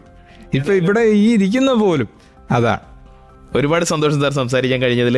ഒരുപാട് നാളുകളായിട്ട് നമ്മൾ ശ്രമിക്കുകയാണ് കുടമാളൂർ മുരളീധരമാരാരെ ഇമ്മണി ബെല്ലൂരാളിൽ കൊണ്ടുവരാനായിട്ട്. അപ്പോൾ ഇന്നാണ് എനിക്ക് തോന്നുന്നത് സാറിൻ്റെ ഈ മേളങ്ങളുടെ തിരക്കും അല്ലെങ്കിൽ മറ്റ് പൊതുപരിപാടികളുടെ തിരക്കും ഒക്കെ ഒന്ന് അവസാനിച്ച് നമുക്ക് ഇന്നാണ് സാറിനെ കൊണ്ടുവരാൻ സാധിച്ചത്. അപ്പോൾ എനിക്ക് നേരത്തെ സാറ് പറഞ്ഞ പോലെ എല്ലാത്തിനും കൃത്യമായൊരു സമയമുണ്ട്. ആ സമയം വരുമ്പോൾ എല്ലാം നമുക്കുള്ള നമ്പറും വരും എന്ന് ഞാൻ വിശ്വസിക്കുകയാണ്. ഒരുപാട് സന്തോഷം സാർ സംസാരിക്കാൻ കഴിഞ്ഞാൽ. ജീവിതം പറഞ്ഞു തന്നു, ഒരുപാട് മറക്കാനാവാത്ത അനുഭവങ്ങൾ പറഞ്ഞു തന്നു, വൈക്കത്തപ്പനുമായിട്ടുള്ള ആത്മബന്ധത്തെക്കുറിച്ച് പറഞ്ഞു. ഒരുപാട് സന്തോഷം സംസാരിക്കാൻ കഴിഞ്ഞതിൽ. ഒപ്പം തന്നെ ജീവിതത്തിലെ മറ്റൊരു ഗംഭീര സ്പെല്ലാവട്ടെ ഈ റിട്ടയർമെൻറ്റ് കഴിഞ്ഞുള്ള ഇനിയുള്ള നാളുകൾ എന്നുകൂടി ആശംസിക്കുകയാണ്. മേളങ്ങൾ നടത്തുന്നതിലും എഴുത്ത് ജീവിതത്തിലും അല്ലെങ്കിൽ വായ്പാട്ട് എന്നുള്ള ആ ഒരു ഗണത്തിലും ഒക്കെ ഒരുപാട് മിന്നുന്ന പ്രകടനങ്ങൾ കാഴ്ചവെക്കാനായിട്ട് ഇനിയും സാധിക്കട്ടെ എന്ന് ആശംസിക്കുകയാണ്. Thank you so much. ഈശ്വരൻ അനുഗ്രഹിച്ചാൽ നടക്കട്ടെ. ഞാനതിന് എപ്പോഴും പരിശ്രമിക്കുകയും പ്രാർത്ഥിക്കുകയും ചെയ്യുന്ന ഒരു വ്യക്തിയാണ്. എന്നെക്കൊണ്ടാകുന്ന ഏത് കാര്യവും ഭംഗിയായിട്ട് ചെയ്തു തീർക്കണം. അത് മറ്റൊരാൾക്ക് അത് ഗുണപ്രദമാകണം. ഒരിക്കലും വേറൊരാൾക്ക് ദോഷം വരുന്നതാകരുത്. ഇങ്ങനെയൊക്കെ ചിന്തിച്ച് മുന്നോട്ട് പോകുന്നയാളാണ്. ഈ ഒരു ഇവിടെ വന്നുള്ള ഈ ഒരു സംവാദം, കണ്ടുമുട്ടലും ഈ ബന്ധവും വളരെ പ്രയോജനകരമാണ്. എന്നെപ്പോലുള്ള കലാകാരന്മാർക്ക് ഇതൊന്നും തള്ളിക്കളയാവുന്നതല്ല. ഇനിയും സർഗക്ഷേത്രയിൽ ഇതുപോലുള്ള കലാകാരന്മാരെ എത്തിപ്പെടട്ടെ, അതിലൂടെ മനസ്സ് കാണിക്കണം എന്നാണ് എനിക്ക് പറയാനുള്ളത്. എന്തായാലും സാറ് എപ്പോഴും നമ്മൾ ആദ്യം സംസാരിച്ചപ്പോൾ സാറ് പറഞ്ഞൊരു കാര്യമുണ്ട്, ഞാൻ സർഗക്ഷേത്രം എന്നും കേൾക്കാറുണ്ടെന്ന് പറഞ്ഞു, അല്ലെങ്കിൽ എപ്പോഴെങ്കിലുമായിട്ടൊരു ദിവസം സർഗക്ഷേത്രത്തിന് കേട്ടു പോകാറുണ്ടെന്ന് പറഞ്ഞു. അപ്പോൾ സാറ് പറയുന്ന വാക്കുകൾ നമുക്ക് കേൾക്കാതിരിക്കാനായിട്ട് സാധിക്കില്ല. സാർ പറഞ്ഞ പോലെ തന്നെ ഒരുപാട് കലാകാരന്മാരെ നമ്മൾ കൊണ്ടുവരുന്ന. അതുപോലെ വേറൊരു കാര്യവും കൂടെ എനിക്ക് ഇത് കേൾക്കുന്ന പ്രേക്ഷകരോട് പറയാനുണ്ട്. റേഡിയോ ഒരു നല്ല സംവിധാനമാണ്. ഇന്ന് ഉള്ള മാധ്യമങ്ങളിൽ ഈ നന്മ മാത്രം നിറഞ്ഞു നിൽക്കുന്ന ഒരു പ്രസ്ഥാനമാണ് റേഡിയോ. അത് ആകാശവാണിയുടെ കാര്യങ്ങളാണേലും ഇപ്പോൾ ഇതുപോലെ പ്രാദേശികമായിട്ടുള്ള റേഡിയോ സംവിധാനങ്ങളാണേലും എല്ലാം ഒരു തരത്തിലും സമൂഹത്തിനൊരു ദോഷം വരുന്ന ഒരു കാര്യവും ഇതിനകത്തുനിന്ന് പുറത്തോട്ട് വരുന്നില്ല. അപ്പം ഇത് സർവ്വസാധാരണമായിട്ട് എല്ലാവരും ഇത് കേൾക്കണം, ഇതിനെ സമീപിക്കണം. ഒരു റേഡിയോ ഒരു വീട്ടിൽ ഉണ്ടാവണം എന്നുള്ളതാണ് എൻ്റെ ഏറ്റവും വലിയൊരു ആഗ്രഹവും എനിക്ക് എല്ലാവരോടും പറയാനും ഉള്ളത്. കാരണം അതിൽ നിന്ന് ഒരുപാട് കാര്യങ്ങൾ, ഇപ്പോൾ ഞാനിത് ഒരു ദിവസം കേട്ടപ്പോൾ ഇങ്ങനെ വൈദ്യുതി മുടങ്ങും, ഇന്ന സ്ഥലങ്ങളിൽ മുടങ്ങും. എന്ത് നല്ല കാര്യം. കാരണം ഉടനെ അവർക്ക് അത് ഇവർ തന്നെ പറയുന്നുമുണ്ട്, മൊബൈൽ ചാർജ് ചെയ്യണം, വെള്ളം അടിക്കണം. ഇങ്ങനെ നമ്മളെ എപ്പോഴും നമ്മുടെ കാര്യങ്ങൾ കെയർ ചെയ്ത് കാതോരം കരുതലായി കാലത്തിനൊപ്പം അങ്ങനെ നമ്മുടെ കൂടെ നിൽക്കുന്ന ഇപ്പോൾ ഇത് സർഗക്ഷേത്രയാണ്.